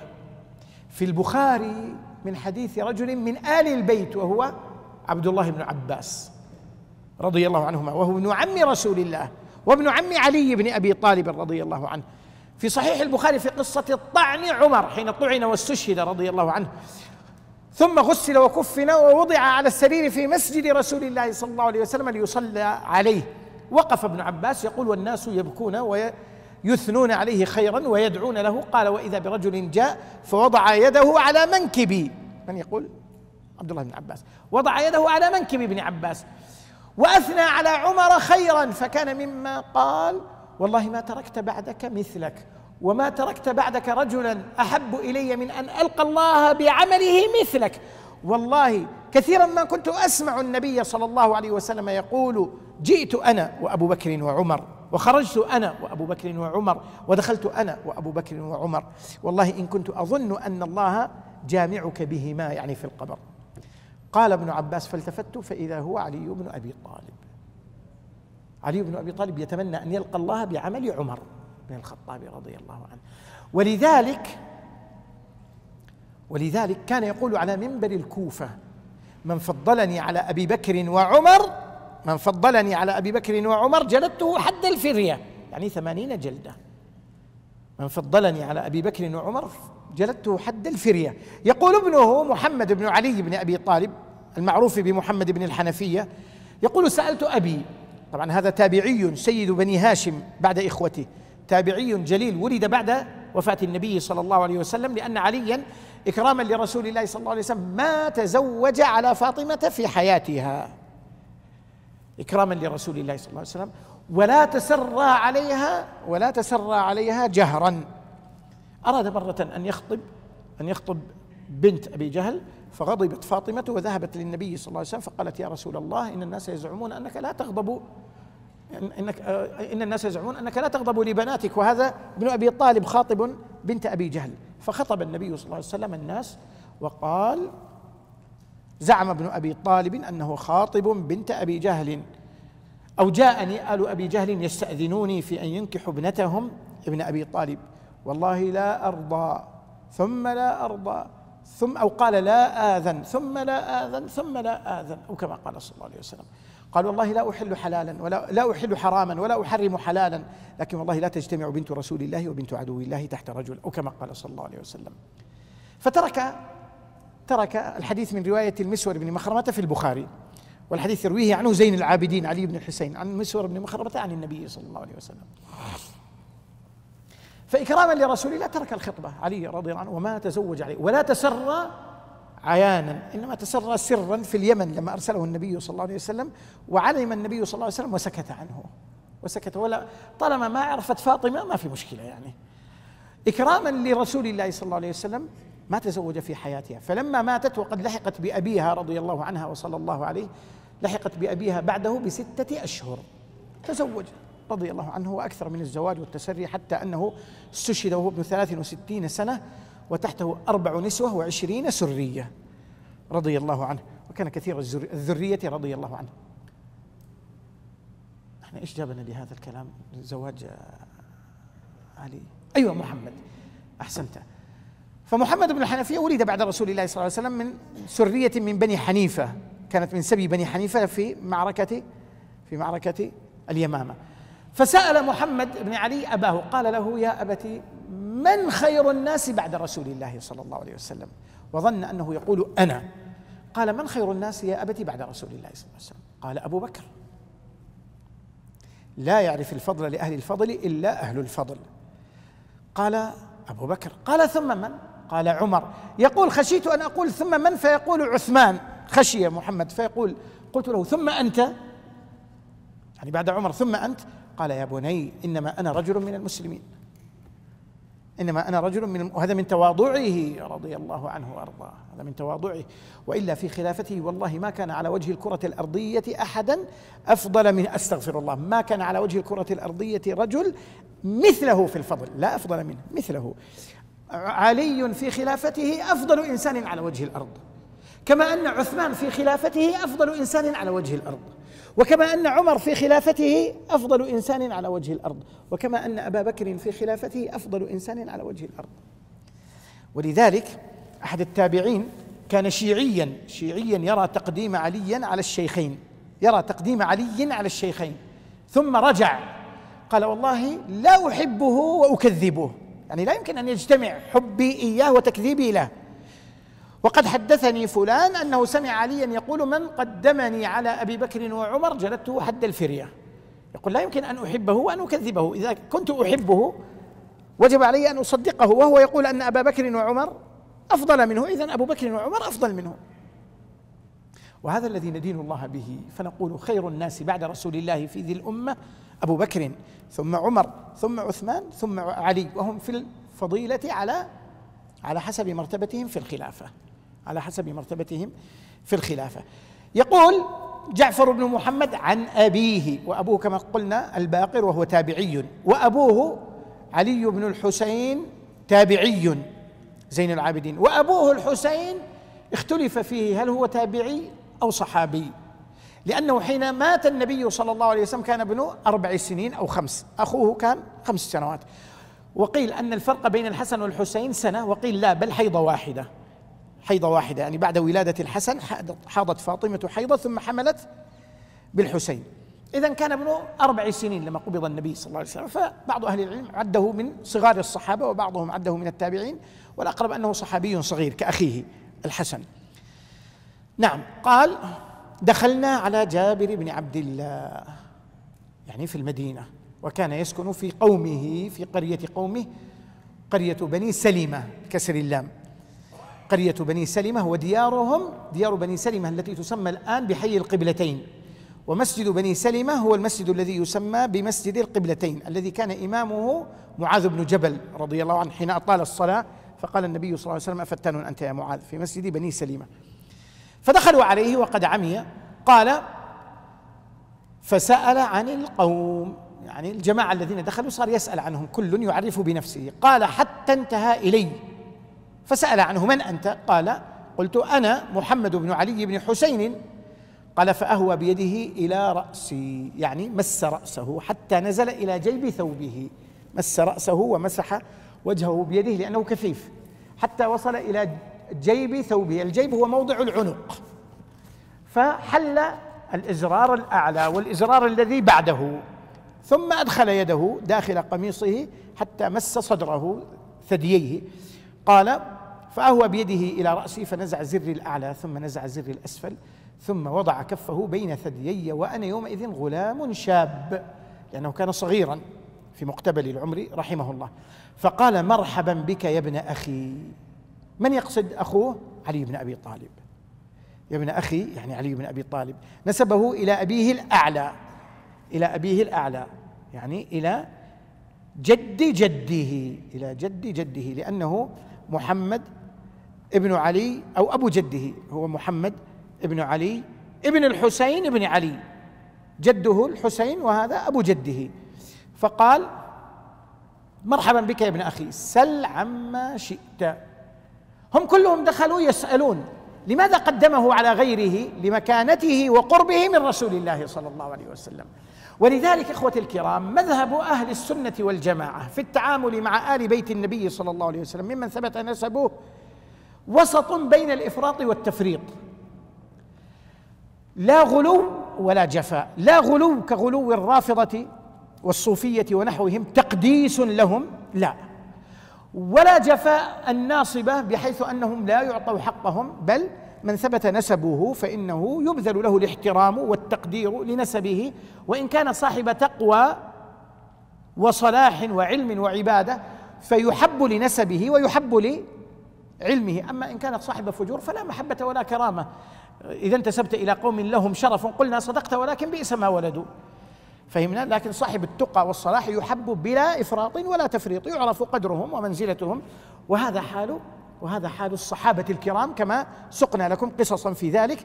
ومن ذلك نعم مما تذكرت الآن حال عمر مع الحسن والحسين لما فتحت الفتوح وكثرت الغنائم، كان أبو بكر يفرض لكل مسلم راتبا، يفرض له عطاء سنويا. هذا كان في خلافة أبي بكر وعمر وعثمان وفي خلافة الدولة الأموية حين كانت الفتوحات. لكن طريقة أبي بكر كانت تختلف عن طريقة عمر رضي الله عنهما. أبو بكر رضي الله عنه كان لا يفرق في العطاء بين المسلمين، المسلمون عنده كلهم سواسية، يعطي الجميع بمقدار واحد. أما عمر لا، كان يفرق، وكان يقول الله يقول لا يستوي منكم من أنفق من قبل الفتح وقاتل أولئك أعظم درجة من الذين أنفقوا من بعد وقاتلوا وكلا وعد الله الحسنى. فجعل أعظم درجة في العطاء أعلى راتب سنوي لأهل بدر، لأن أفضل أصحاب رسول الله صلى الله عليه وسلم أهل بدر، فجعل أعظم العطاء لأهل بدر، وألحق بهم الحسن والحسين لمكانتهم من رسول الله صلى الله عليه وسلم، حتى قيل له في ذلك، كلموه قالوا الحسن والحسين كيف تجعلهم مع أهل بدر؟ قال لمكانهم من رسول الله صلى الله عليه وسلم، لحب النبي صلى الله عليه وسلم لهم. النبي صلى الله عليه وسلم قال هما ريحانتايا من الدنيا، قال الحسن والحسين سيدا شباب أهل الجنة بشرا بالجنة وهما حسين، فجعل عطاءهما مع أبي بكر وعمر وعثمان وعلي أهل بدر، مع أبي بكر وعمر وعثمان وعلي.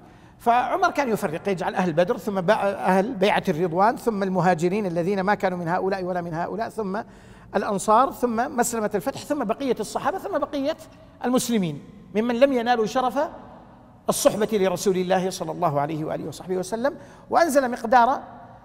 وأنزل مقدار ابنه عبد الله بن عمر عن منزلة أسامة بن زيد، فقال له قال ما الذي تفوق به عليه حتى جعلت منزلتي أقل من منزلتي؟ قال لأنه كان أحب إلى رسول الله صلى الله عليه وسلم منك، وكان أبوه أحب إلى رسول الله صلى الله عليه وسلم من أبيك، وهذا من تواضعه رضي الله عنه.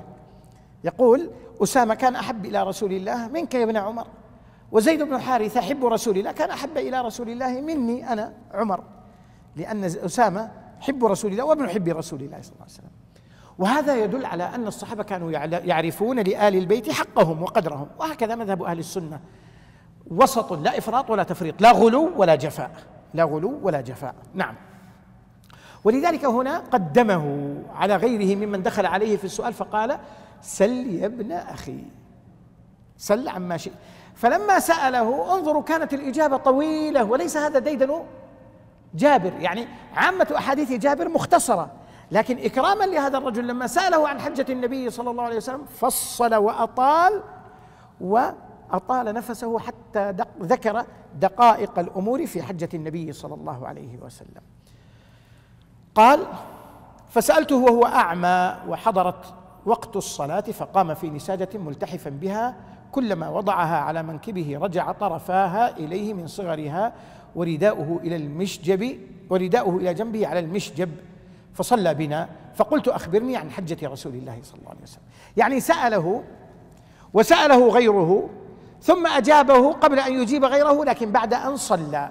وكان من سؤال غيره سؤال الحسن ابن محمد بن علي بن أبي طالب، الحسن بن محمد بن الحنفية، سأله عما كان يكفي النبي صلى الله عليه وسلم في الوضوء والغسل، فقال له: كان النبي صلى الله عليه وسلم يتوضأ بالمد ويغتسل بالصاع إلى 5 أمداد، المد ما يملأ الكفين، والصاع 4 أمداد، فكان الصاع الذي الناس تخرج به زكاة الفطر، فكان النبي صلى الله عليه وسلم يغتسل بالصاع يعني ب4 أمداد إلى 5 أمداد، يزيد أحيانا وأحيانا. فقال له الحسن بن محمد بن علي: ما يكفيني صاع، ما يكفي، فأنا طويل الشعر ما يكفي. فقال له جابر انتهره وقال: قد كان يكفي من هو خير منك وأوفى منك شعرا، رسول الله صلى الله عليه وسلم. كان الصاع يكفي من هو خير منك وأوفى منك شعرا، رسول الله صلى الله عليه وسلم. ولكي يبين لهم أنه يكفي قام وضرب بينه وبينهم ستارة يرون أعلاه ولا يرون أسفله، واغتسل أمامهم بصاع، وهذا من باب التطبيق العملي، التعليم بالوسائل التعليمية كما يقال. طبق لهم تطبيقا عمليا غسل النبي صلى الله عليه وسلم، فأخذ صاعا من ماء واغتسل أمامهم، ثم التحف بثوب، يعني بثوب من أسفله إزار، لأن عامة لباس العرب يا إخوان كان الإزار والرداء، أما القمص كانت قليلة، أكثرهم كانت ألبستهم الأزر والأردية كما تلبس أنت في الإحرام. فالتحف بإزار والرداء معلق على المشجب فصلى بهم. فلما سأله رجل بعد أن صلى: صليت وثوبك معلق على المشجب؟ هذا في صحيح مسلم في غير هذا الحديث. فقال: ليراني أحمق مثلك. فأقول له: يجوز ذلك، أو كلنا كان يجد ثوبين على عهد رسول الله صلى الله عليه وسلم؟ ما كلنا كان يجد ثوبين. نعم، النبي صلى الله عليه وسلم نهى أن يصلي الرجل في الثوب الواحد ليس على عاتقه منه شيء، لكن إذا ما وجد ماذا يفعل؟ يصلي في ثوب واحد. سئل النبي صلى الله عليه وسلم عن الصلاة في الثوبين فقال: أو لكلكم ثوبان؟ لا، لم يكن لكل الصحابة ثوبين، عامة أهل الصفة ليس لهم إلا إزار، ما عليهم أردية. فقام وصلى بهم وثوبه معلق على المشجب. قال: فقلت، يعني الباقر: أخبرني عن حجة رسول الله صلى الله عليه وسلم. سؤال مختصر، كلمة واحدة، والجواب في صفحات كما ترون. وهذا أيضا من إكرام جابر للباقر، من إكرام جابر رضي الله عنه لمحمد الباقر رحمه الله. قال: فعقد بيده 9، يعني أشار بأصابعه إلى 9 سنوات، إلى 9 سنين. فقال: إن رسول الله صلى الله عليه وسلم مكث 9 سنين لم يحج. لماذا لم يحج؟ لأن الحج ما كان افترض على الصحيح إلا في السنة 9، وقيل في 10، وقيل في 8، وقيل في 6، وقيل في أول الهجرة، وقيل بمكة. والأقرب أن فريضة الحج لم تكن إلا في 9 على ما رجحه شيخ مشايخنا الشيخ محمد الأمين الشنقيطي رحمه الله في كتابه أضواء البيان.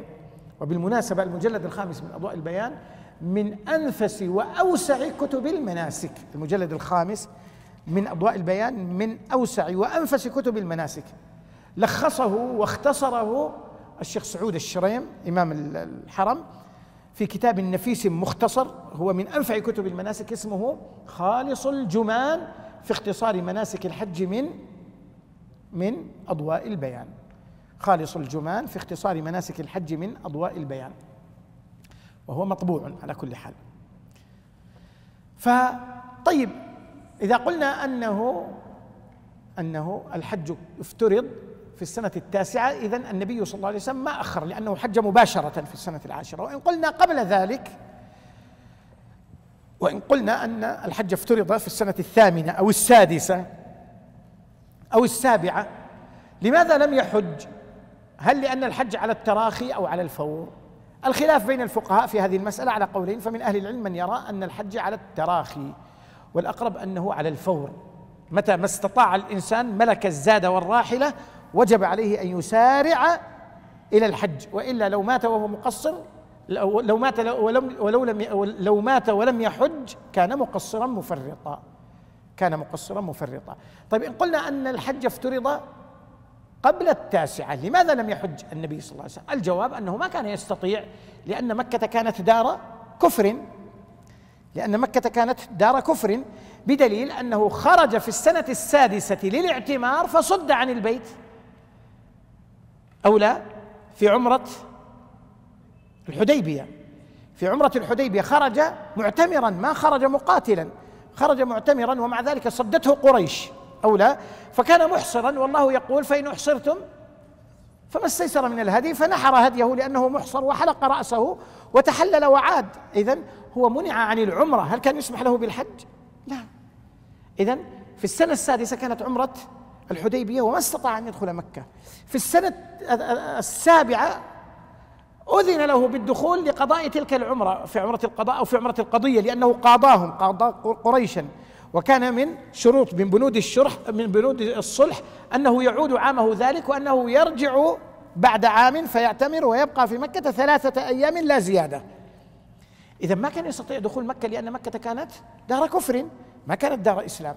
طيب، بعد فتح مكة لماذا لم يحج ومكة فتحت في السنة الثامنة؟ ولاحظوا، فتحت في رمضان، والنبي صلى الله عليه وسلم خرج إلى حنين في شوال، وفتحت الطائف في ذي القعدة، وقسم غنائم حنين والطائف في الجعرانة في ذي القعدة، ثم دخل مكة معتمرا فاعتمر وخرج في شهر ذي القعدة وما حج، مع أن الحج قريب. لماذا لم يحج؟ يقول أهل العلم: لأنه كره أن ينظر إلى الكفار وهم يطوفون بالبيت عراة، لأن عادة العرب في الجاهلية أنهم كانوا يرون أنه لا يجوز الطواف بالبيت إلا بثوب اشتري من مال حلال، وما كان عندهم مال حلال، كل أموالهم إما ربا أو سرقة أو نهب أو سلب أو اغتصاب أو قتل. فإن لم تجد ثوبا بمال حلال تستعير ثوبا من أهل مكة، قالوا لأن أهل مكة مقدسين، الحمص، فإن أعاروك لبسته وطفت، وإلا تطوف عاريا. كذا المرأة كانت تطوف عارية، ولذلك كانت تطوف وهي تقول: اليوم يبدو بعضه أو كله وما بدا منه فلا أحله. اليوم يبدو بعضه أو كله وما بدا منه فلا أحله، تطوف بالبيت وتقول كذا في الجاهلية. فكره النبي. طيب، تقول في العمرة أما رآهم؟ لا، في العمرة كان في مكة أهل مكة، وأهل مكة دخلوا في الإسلام. وأما في الحج يأتي العرب من جميع أطراف الجزيرة العربية، فيهم المسلم والكافر، أليس كذلك؟ طيب، في السنة التاسعة لماذا لم يحج والعرب دخلوا في الإسلام؟ نعم، السنة التاسعة تسمى تلك السنة بعام الوفود، ذلك لأن القبائل دخلت في دين الله أفواجا. لكن هل كانت هناك قبائل لا زالت على الكفر؟ الجواب نعم، ولذلك كانت هناك معاهدات بين النبي صلى الله عليه وسلم وتلك القبائل الكافرة التي كانت لا زالت على كفرها، ولذلك ما حج سنة 9، لأن سنة 9 كان الكفار يحجون، ولذلك أمر أبا بكر على الحج. فلما أمر أبا بكر أرسل هديه النبي صلى الله عليه وسلم من المدينة، كما في الصحيحين من حديث عائشة أنها ذكرت أنها فتلت قلائد هدي النبي صلى الله عليه وسلم بيدها، وقلد النبي صلى الله عليه وسلم هديه بيده، وأرسل هديه مع أبي بكر، وبقي في المدينة حلالا لا يحرم عليه شيء مما يحرم على المحرم، أليس كذلك؟ ثم لما خرج أبو بكر رضي الله عنه بالناس نزلت آية براءة التي تفسخ كل العقود التي بين النبي صلى الله عليه وسلم وبين المشركين، وتجعل قصارى مدتها 4 أشهر فقط. براءة من الله ورسوله إلى الذين عاهدتم من المشركين، يعني الله ورسوله بريئان من كل عهد ومن كل ميثاق ومن كل معاهدة جرت بين المسلمين وبين الكفار. إذن كل معاهدة باطلة بهذه الآية، لأن الله ورسوله بريئان من تلك المعاهدات. براءة من الله ورسوله إلى الذين عاهدتم من المشركين. فسيحوا في الأرض، يعني يا معشر الكفار، يا من بقيتم على الكفر. مدة كم؟ 4 أشهر فقط. لكم 4 أشهر، إما أن تدخلوا في الإسلام أو تقاتلوا. لما؟ لأن وثني العرب لا يحق لهم دفع الجزية وأن يثبتوا على كفرهم. الجزية تؤخذ من أهل الكتاب، من العرب ومن غيرهم، لكن العرب لا تقبل منهم الجزية إلا من كان يهوديا أو نصرانيا، كما أخذ النبي صلى الله عليه وسلم الجزية من يهود نجران، وكما أخذ النبي صلى الله من يهود صنعاء ومن نصارى نجران، أخذ الجزية مع أنهم من العرب. لكن الوثنيين لا تقبل منهم الجزية، إما الإسلام أو القتل، إما الإسلام أو القتل، أو أن يخرجوا من الجزيرة العربية. فقال فسيحوا في الأرض 4 أشهر. بعد 4 الأشهر هذه خلاص، يا تدخل في الإسلام أو تقاتل أو تخرج. نزلت براءة كتبها النبي صلى الله عليه وسلم في صحيفة وأعطاها علي رضي الله عنه، أعطاها علي بن أبي طالب رضي الله عنه، وأمره أن يركب على ناقته القصواء، على ناقة النبي صلى الله عليه وسلم، فركب وانطلق. فلما لحق بأبي بكر سمع أبو بكر رغاء القصواء، صوت الناقة، فعرف، قال هذا رغاء ناقة النبي صلى الله عليه وسلم، هل جاء النبي صلى الله عليه وسلم؟ فنظروا وإذا علي هو الذي جاء، ما جاء النبي صلى الله عليه وسلم. فقال أمير أو رسول؟ قال لا بل رسول. يعني هل أنت أمير على الحج؟ عزلت أنا، هل عزلني النبي صلى الله عليه وسلم وعينك أو أرسلك إلي؟ قال لا بل رسول، إمرة الحج في هذا العام لك. جئت بما جاء ببراءة. فكان علي رضي الله عنه يقرأ سورة براءة من تلك الصحيفة في عرفات وفي منى. يقول أبو هريرة وكان يصرخ بعبارة كنت أصرخ معه فيها، يعني معه جماعة كانوا يصرخون بما يصرخ. بماذا كان يصرخ علي بعد ما يقرأ سورة براءة؟ يقول ألا لا يحجن بعد العام مشرك ولا يطوفن بالبيت عريان. هذا صراخ علي وأبو هريرة ومن معهم من الصحابة، ألا لا يحجن بعد العام مشرك ولا يطوفن بالبيت عريان. إذن النبي صلى الله عليه وسلم ما حج لأنه لا يريد أن يحج مع المشركين، ولا يريد أن يراهم عراة يطوفون بالبيت، وهو لا يستطيع منعهم لما بينه وبينهم من عهود ومواثيق. لكن هذه العهود الله عز وجل أمر ببطلانها وبفسخها وبالبراءة منها. إذن في السنة التي تليها لن يحج إلا موحد، إلا مسلم، لأن الجزيرة كلها دخلت في الإسلام، كلها دخلت في الإسلام، إما رغبة أو رهبة، إما رغبة أو رهبة. ولذلك في السنة التي بعدها وهي السنة العاشرة لم يكن ثم إلا مسلم، حج النبي صلى الله عليه وسلم. وقبل أن يحج أرسل إلى أطراف الجزيرة، إلى جميع أمصار الجزيرة العربية، أن النبي صلى الله عليه وسلم حاج عامه هذا، يعني من أراد أن يقتدي برسول الله صلى الله عليه وسلم فليأتي. أرسل أن النبي صلى الله عليه وسلم حاج عامه هذا. فقدم المدينة ناس كثير من جميع أطراف الجزيرة. ما ذهبوا إلى مكة، ذهبوا إلى المدينة. لما؟ ما القصد؟ ما النية؟ كلهم يريد أن يأتم برسول الله صلى الله عليه وسلم، يعني يتعلم مناسك الحج من رسول الله صلى الله عليه وسلم. يريدون أن يتعلموا من أول لحظة، منذ أن يهل صلى الله عليه وسلم، منذ أن يحرم من الميقات إلى نهاية المناسك، يريدون أن يروا كيف حاله، كيف عبادته، كيف أداؤه للمناسك. ولذلك ما توجهوا إلى مكة. نعم في الطريق لحق به كثير من العرب، وفي مكة لحق به من لم يدركه في المدينة، نعم، لكن الأكثر جاءوا إلى المدينة، وإلا لحق به في الطريق أناس، ولحق به بمكة قبائل كثيرة، لكن أكثرهم جاء كما يقول جابر رضي الله عنه وأرضاه، قال إن رسول الله صلى الله عليه وسلم مكث 9 سنين لم يحج. 9 سنين يعني بعد هجرته، لأنه قبل الهجرة كان يحج صلى الله عليه وسلم، وكان يحج على شريعة إبراهيم، ما كان يحج على ما كانت تحج عليه قريش، فيما سنبين لأن قريشا غيرت وبدلت كما سنبين بإذن الله. لكن بعد الحج، بعد أن فرض الحج، لأن حجه قبل الحج قبل أن تفرض، لكن بعد أن فرض الحج ما في حج النبي صلى الله عليه وسلم إلا حجة واحدة، ولذلك مكث في المدينة 9 سنين. ثم في السنة 10 أذن في الناس. أذن يعني أعلن، لأن الأذان في اللغة الإعلام. قال فأذن مؤذن أيتها العير إنكم لسارقون، وأذن في الناس بالحج يأتوك رجالا. أذن يعني أعلن، نادي في الناس، نادي. فأذن يعني أعلن، أرسل إلى جميع القبائل العربية أن النبي صلى الله عليه وسلم حاج عامه هذا. قال ثم أذن في الناس في 10 أن رسول الله صلى الله عليه وسلم حاج. قال فقدم المدينة بشر كثير كلهم يلتمس أن يأتم برسول الله صلى الله عليه وسلم ويعمل مثل عمله.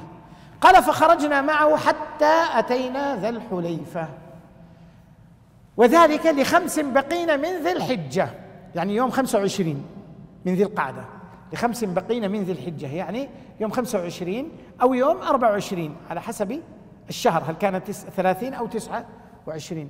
وكان خروجه صلى الله عليه وسلم بعد الظهر، صلى الظهر صلى الله عليه وسلم في مسجده 4 في المدينة، ثم بعد صلاة الظهر خرج وخرج الناس معه، فوصل إلى ذي الحليفة قبل دخول وقت العصر.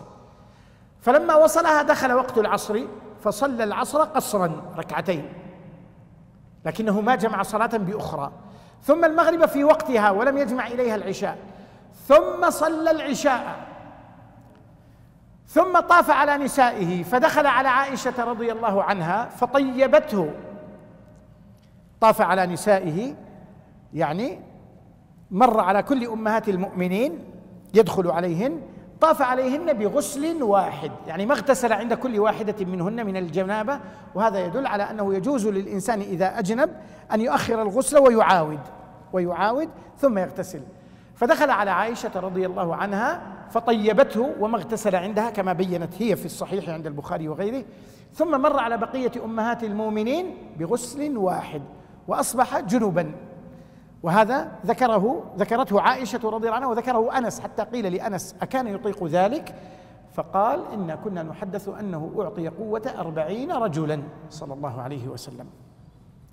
ثم أصبح النبي صلى الله عليه وسلم جنوبا، يعني طلع عليه الفجر وهو جنوب، فاغتسل وصلى بالناس صلاة الفجر، ثم أصبح محرما. ولذلك حين سئلت عائشة عن تطييب المحرم، هل يجوز للمحرم أن يتطيب؟ والخلاف بين الفقهاء، فالفقهاء يقولون لا يجوز للإنسان أن يتطيب ويحرم، بل يزيل الطيب عن جسده وثوبه، وهذا قول مالك وأبي حنيفة وقول عمر رضي الله عنه. وذهب طائفة من أهل العلم أنه إن تطيب في بدنه لا في ثوبه ثم لبس ثوبه ثم أهل فإن ذلك جائز، أخذا من حديث عائشة قالت أنا طيبت رسول الله صلى الله عليه وسلم لطيبه، طيبت رسول الله صلى الله عليه وسلم لإحرامه قبل أن يهل ولحله قبل أن يطوف بالبيت. وبهذا أخذ أحمد رحمه الله تعالى وإسحاق وطائفة أنه يجوز للمحرم أن يغتسل ويتطيب ثم يلبس اللباس ثم يهل. وأما من ذهب إلى عدم جواز ذلك قالوا حديث عائشة هذا الذي استدللتم به هو مجمل، فصلته هي في موضع آخر عند البخاري حين سئلت عن تطيب المحرم قالت أنا طيبت رسول الله صلى الله عليه وسلم بيدي هاتين لإحرامه قبل أن يحرم، ثم طاف على نسائه فأصبح جنوبا صلى الله عليه وسلم ثم اغتسل فأهل. فيقول مالك وهو قول كما قلنا عمر وطائفة من الصحابة أنه تطيب لإحرامه قبل أن يطوف على نسائه ثم أصبح جنبا ثم اغتسل، فلما اغتسل زال أثر الطيب وبقي ما بقي، لأن طيبهم كان له جرم لا كطيبنا، ولذلك يبقى وبيصه ولمعانه. وكانوا يغتسلون بالماء وحده لا بصابون ولا بغيره. فقالوا نعم تطيب، لكنه اغتسل بعد ذلك فزال منه ما زال وبقي، لكنه ما تطيب بعد ماذا؟ اغتساله. ولذلك مالك في الموطأ رحمة الله عليه ذكر أثرا عن عمر عند الشجرة، الشجرة يعني الميقات، لأن كان ثم شجرة. لما يقول ابن عمر كما في الصحيح: ما أهل رسول الله صلى الله عليه وسلم إلا من عند الشجرة، يعني من عند مسجد ذي الحليفة. شم رائحة طيب وهم محرمون، فقال: ممن هذا الطيب؟ فقال معاوية بن أبي سفيان رضي الله عنهما: مني يا أمير المؤمنين. فقال: منك لعمر الله؟ قال: نعم، طيبتني أم حبيبة أم المؤمنين رضي الله عنها. قال: عزمت عليك أن تذهب فتدلك رأسك وتغسله عند شربة، شربة يعني نقرة النخلة، فجاء عند شربة نخلة ووضع رأسه وغسل وأزال الطيب. ورأى على طلحة بن عبيد الله رضي الله عنه طيبا، فقال: ما هذا يا طلحة؟ قال: إنما هو مدر يا أمير المؤمنين. مدر يعني طين، يعني جلست في موضع فيه طين فتطين الثوب، يعني ليست هذه البقعة البنية طيب، إنما هو طين. قال: إنما هو مدر يا أمير المؤمنين. قال: أيها الرهط، يقصد أصحاب النبي صلى الله عليه وسلم، إنكم أئمة يقتدى بكم، يعني أنتم معشر أصحاب النبي صلى الله عليه وسلم أئمة يقتدى بكم. أيها الرهط، إنكم أئمة يقتدى بكم، لو أن رجلا رآك هكذا لقال: رأيت طلحة بن عبيد الله قد تطيب وهو محرم، اذهب واغسله عنك. قال: مع أنه ليس بطيب. على كل حال هذه مسألة خلافية بين الفقهاء، فمنهم من يرى أخذ من حديث عائشة المجمل أنه بعد الاغتسال يجوز التطيب، لكن لا يكون في الثوب، إنما يكون في البدن. ومنهم من يرى أنه لا يجوز له ذلك، وأن حديث عائشة جاء في البخاري مفصلا أنها طيبته لإحرامه ثم طاف على نسائه ثم اغتسل ثم أحرم. نعم. يقول رضي الله عنه وأرضاه: قال: حتى أتينا ذا الحليفة فولدت أسماء بنت عميس. من أسماء بنت عميس؟ هي زوجة أبي بكر رضي الله عنها. لاحظوا حرص هذه الصحابية الجليلة على صحبة رسول الله صلى الله عليه وسلم، وحرصها على تعلم دين الله، وحرصها على أداء مناسك الحج. طيب لماذا تحج في هذا الوقت؟ لأنها تريد أداء الفريضة وتحرص على صحبة رسول الله صلى الله عليه وسلم، وتحرص على أن تتعلم المناسك منه. طيب هل للحج معه فضيلة؟ الجواب نعم، وإلا ما قال النبي صلى الله عليه وسلم كما في صحيح مسلم: فإن عمرة في رمضان تعدل حجة، وفي لفظ تعدل حجة معي. إذن الحج معه لها ميزة عن الحجة من غيره صلى الله عليه وسلم. هذه المرأة يا إخوان أسماء بنت حميس، أنتم تعلمون أنها كانت زوجة من؟ زوجة جعفر بن أبي طالب. زوجة جعفر بن أبي طالب أخذها بكرا صغيرة وهاجر، هي ذات هجرتين، هاجرت مع زوجها إلى الحبشة ثم هاجرت إلى المدينة، ذات هجرتين. وولد لها في الحبشة من أبنائها عبد الله بن جعفر ومحمد بن جعفر، وهما صحابيان صغيران. ثم هاجرت المدينة، وزوجها ابن عم رسول الله وشقيق علي جعفر بن أبي طالب هو شهيد مؤتة ذو الجناحين الذي يلقب بالطيار. لما تأيمت من زوجها، تأيمت يعني ترملت، لما تأيمت من زوجها وانقضت عدتها خطبها أبو بكر رضي الله عنه فتزوجته، وما أنجبت منه إلا هذا فقط، محمد بن أبي بكر الصديق. وكان أبو بكر يحبها، كانت من آثر نسائه عنده، مع أنه عنده زوجات قبلها وبعدها. كانت عنده أم رومان. أم رومان هي والدة عائشة رضي الله عنها وعنها، وعنده غيرها، لكنه كان يحبها حبا شديدا. ولذلك حين حضرته الوفاة بعد النبي صلى الله عليه وسلم بعامين أوصى أن تغسله أسماء بنت عميس، هي التي تغسله وهي التي تكفنه، وفعلت ذلك. هي التي غسلت تطبيقا لوصيته، هي التي غسلت أبا بكر وكفنته. نعم. ثم خلفها عليه علي بن أبي طالب رضي الله عنه، لما مات أبو بكر وانقضت عدتها تزوجها علي بن أبي طالب، فولدت منه كذلك.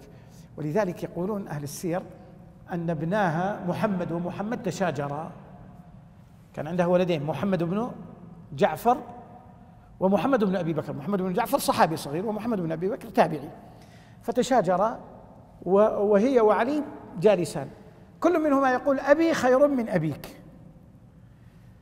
محمد بن جعفر يقول: أبي خير من أبيك، ومحمد بن أبي بكر يقول: لا، أبو بكر الصديق أفضل من جعفر بن أبي طالب. فقال علي لأسماء: اقضي بين بنيك، احكمي، سؤال صعب صح؟ خاصة من الزوج، ويسأل عن أزواج سابقين لها. أيهما أفضل عندك، أبو بكر أو جعفر؟ فقالت والله ما رأيت شابا خيرا من جعفر ولا كهلا خيرا من أبي بكر.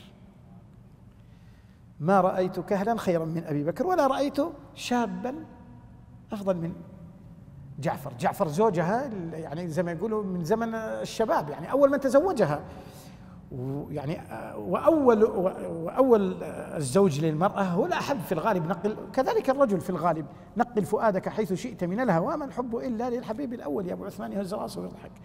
كم منزل في الأرض يعشقه الفتى وحنينه دوما لأول منزل. وأبو بكر أبو بكر خير هذه الأمة بعد رسول الله صلى الله عليه وسلم. فما استطاعت أن تفاضل بينهما. قالت ما رأيت شابا خيرا من جعفر ولا كهلا خيرا منه. قال لها ما تركت لنا شيئا.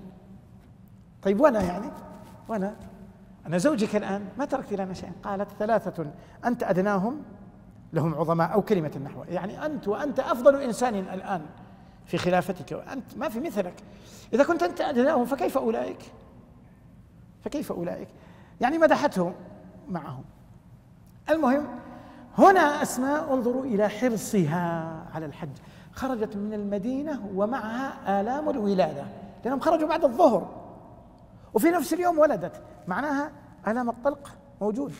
ما قالت والله خلاص نأجلها السنة القادمة أنا وأنت كمان يا أبو بكر خليك معي زوجي، وأنا من حقي عليك أنك تجلس معي وتمرضني وأنا أبدا ما قالت هذا. هكذا كان الصحابة رجالا ونساء يحرصون على الخير. هذا يذكرنا بأم سليم. معليش أنا أخرج كثيرا، إذا تقولوا لي لا تخرج نبقى، وإذا يعني ما أدري أنا أحيانا أنسى. أنتم تعرفون قصة أم سليم الرميصاء بنت ملحان رضي الله عنها، لما مات ابنها الطفل الصغير اللي كان يسمى أو يلقب أو يكنى بأبي عمير، الذي كان النبي صلى الله عليه وسلم يمازحه يقول يا أبا عمير ما فعل النغير، لما دخل عليه يبكي. مرض ومات، فلما مات قالت لأهل البيت لا أحد يخبر زوجها أبا طلحة بموته حتى أكون أنا التي أخبره، في القصة التي تعرفون. فلما دعا لهما النبي صلى الله عليه وسلم بتلك الليلة، لما سأله هل كان بينكما شيء قال نعم، قال اللهم بارك لهما في ليلتهما. فحملت تلك الليلة بعبد الله بن أبي طلحة، حملت. فلما حملت لما كانت في الشهر السابع خرج النبي صلى الله عليه وسلم في رمضان لفتح مكة. ما قالت والله أنا في الشهر السابع والدنيا قتال وحرب، خرجت مع رسول الله صلى الله عليه وسلم حريصة على صحبة رسول الله صلى الله عليه وسلم، وزوجها مثلها في الحرص على صحبة النبي صلى الله عليه وسلم. خرجت هي وزوجها وابنها أنس مع النبي صلى الله عليه وسلم. امرأة في الشهر السابع تخرج للقتال، لكن هذا قتال مع من؟ مع رسول الله صلى الله عليه وسلم، ولفتح فتح مكة بيت الله في شوال. يعني كم كانت في الشهر الكم؟ نعم الثامن. رمضان فتح مكة السابع، في شوال الثامن. خرجت في الشهر الثامن إلى حنين. ولما خرجت إلى حنين وفي ظلمة الليل قبيل الفجر في وقت السحر، لما رمتهم هوازن وثقيف وفر الناس، والإبل لما ترى الإبل تفر خافت على بعيرها أن يفر، فأخذت بزمامه فقربته حتى وصل رأسه إليها، ثم أدخلت أصبعيها في أنفه عشان لا يشرد في أنفه ومسكته، ووقفت بجوار النبي صلى الله عليه وسلم تحمل خنجرها تدافع عن رسول الله صلى الله عليه وسلم. امرأة في الشهر الثامن. هكذا كان أصحاب النبي صلى الله عليه وسلم. حتى أبو طلحة بعد ذلك كان يعجب يقول يا رسول الله انظر إلى أم طلحة، إلى أم سليم. طيب هذا في شوال. طيب في ذي القعدة تم فتح الطائف، اعتمر النبي صلى الله عليه وسلم، اعتمرت معه، عادوا. يعني في أي شهر؟ التاسع. لما اقتربوا من المدينة قالت يا أبا طلحة جاء المخاض خلاص الآن يعني وصل الأمر الولادة. فتأثر أبو طلحة وحزن وغضب، قال يا ربي والله إنك تعلم أني ما كنت أحب أن أتخلف عن رسولك صلى الله عليه وسلم في موقع. ما كان يتخلف أبدا ولا في موقع عن رسول الله صلى الله عليه وسلم، ملازم لرسول الله صلى الله عليه وسلم من شدة حبه. حتى يوم أحد كان يقي النبي صلى الله عليه وسلم ببدنه ويرمي، والنبي صلى الله عليه وسلم خلف ظهره يرمي عن رسول الله صلى الله عليه وسلم بالسهام. والنبي صلى الله عليه وسلم إذا رأى رجلا يمشي بجعبة سهام يقول انثرها لأبي طلحة. فكان أبو طلحة يرمي والنبي صلى الله عليه وسلم يشرف من ورائه ينظر إلى موضع الرمي. ينظر أين يذهب السهم، فيقول يا رسول الله لا تشرف للقوم، أخشى أن يصيبك سهم من سهامهم، نحري دون نحرك، نحري دون نحرك. هذا أبو طلحة رضي الله عنه. فقال يا اللهم إنك تعلم أني ما كنت أحب أن أتخلف عن رسول الله صلى الله عليه وسلم. فقالت أم سليم يا أبا طلحة والله ما أجد الذي كنت أجد، اذهب الحق برسول الله صلى الله عليه وسلم. فتركها ولحق برسول الله صلى الله عليه وسلم. ترك امرأته، أخذت عصا صارت تتكئ عليه تمشي ومعها جاريتها، وهي في آخر الركب والنبي صلى الله عليه وسلم مضى وأبو طلحة معه والناس ماشيين وهي تمشي حبة حبة حتى دخلت المدينة في ذاك اليوم. ومرت الليلة. في اليوم الثاني ولدت بعد ما انتهت وعثاء السفر انتهى وتعب السفر. فلما ولدت ابنها لفته في خرقة وأعطته لأنس وأعطت معه تمرات وأرسلته إلى النبي صلى الله عليه وسلم. فأخذ النبي صلى الله عليه وسلم التمرات فلاكها ثم حنكه بها، مجها في فمه، بصق في فمه وسماه عبد الله. هذا عبد الله كان له 9 من الولد كلهم قد حفظوا القرآن، منهم التابع الجليل إسحاق بن عبد الله بن أبي طلحة الراوي عن عمه أنس بن مالك. أنس صير عمه للأم هو الذي كان تلميذه الخاص والراوي عنه راوي علمه. كذلك هنا أسماء بنت عميس وصلت إلى ذي الحليفة ولدت. طيب ما قالت لسه ما دخلنا في الإحرام، لسه ما أحرمت، لأن النبي صلى الله عليه وسلم أفتاها كيف ستحرم، يعني إلى الآن ما أحرمت. ما قالت خلاص بطلنا الحج يلا نرجع البيت، أكملت. والآن تجد بعض النساء بل بعض الرجال يصل إلى مكة وإذا تعب قال الحمد لله خلاص بطلنا حج، فكنا الإحرام ومشينا. تساهل عجيب في هذا الزمان. يقول فولدت أسماء بنت عميس رضي الله عنها محمد بن أبي بكر، فأرسلت إلى رسول الله صلى الله عليه وسلم كيف أصنع، تستفتيه. قال اغتسلي واستثفري بثوب وأحرمي، اغتسلي واستثفري بثوب حتى لا ينزل الدم وأهلي بحجك. قال فصلى رسول الله صلى الله عليه وسلم في المسجد، يعني صلى الفجر في مسجد الشجرة، ثم ركب القصواء حتى إذا استوت به ناقته على البيداء نظرت إلى مد بصري. اختلف الصحابة أين أهل، فبعضهم يقول أهل حين استوت به راحلته على البيداء، والبيداء هي الأرض المنبسطة بعد ذي الحليفة بعد المسجد. فبعضهم يقول أهل حين استوت به راحلته في البيداء في الأرض المنبسطة المرتفعة بعد الميقات، وبعضهم يقول أهل عند المسجد حين انبعثت به راحلته، وبعضهم يقول أهل في المسجد. وابن عمر كان يقول بيداؤكم هذه التي تكذبون على رسول الله صلى الله عليه وسلم فيها، والله ما أهل رسول الله صلى الله عليه وسلم إلا من عند المسجد. لكن الفقهاء جمعوا بين هذا الخلاف، قالوا كل روى ما رأى النبي صلى الله عليه وسلم ليعلم الناس. لما صلى الغداة يعني الفجر في المسجد أهل بالحج، فسمعه من كان في المسجد، ومن كان في المسجد عدد قليل لأنه مسجد صغير ما يتسع لكل الناس، أكثر الناس أين؟ خارج المسجد. أهل في المسجد، فسمع بعض الناس فقالوا النبي صلى الله عليه وسلم أهل في المسجد. ثم خرجوا إذا الناس كثر، فركب راحلته، فلما انبعثت به قامت به القصواء صار مرتفع الناس يرونه، رفع صوته بالإهلال يسمع الناس. كان منهم ابن عمر الذي يقول بيداؤكم هذه التي تكذبون على رسول الله صلى الله عليه وسلم، والله ما أهل رسول الله إلا من عند المسجد، إلا أنه كان عند المسجد فروى ما رأى. ثم لما ارتقى على البيداء وهي أرض واسعة، ولذلك يقول جابر لما ارتقى على البيداء نظرت إلى الناس وإذا الناس بين يدي رسول الله صلى الله عليه وسلم، يعني من الأمام ومن خلفه وعن يمينه وعن شماله مد البصر لا ترى نهاية البشر، معناها أرض واسعة لا ترى نهاية الناس.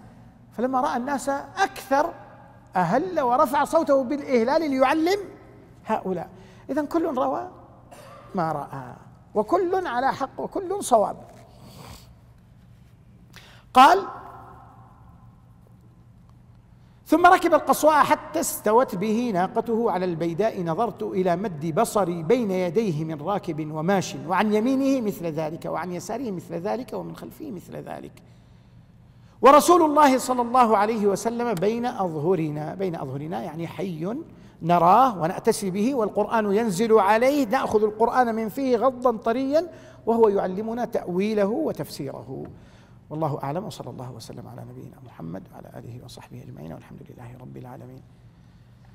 نكمل غدا إن شاء الله بإذن الله عز وجل من المغرب إلى أن نختم، ولا نحاول أن نطيل كما أطلنا الليلة إن شاء الله، نحاول نختصر حتى ننتهي بإذن الله. صلى الله وسلم على نبينا محمد.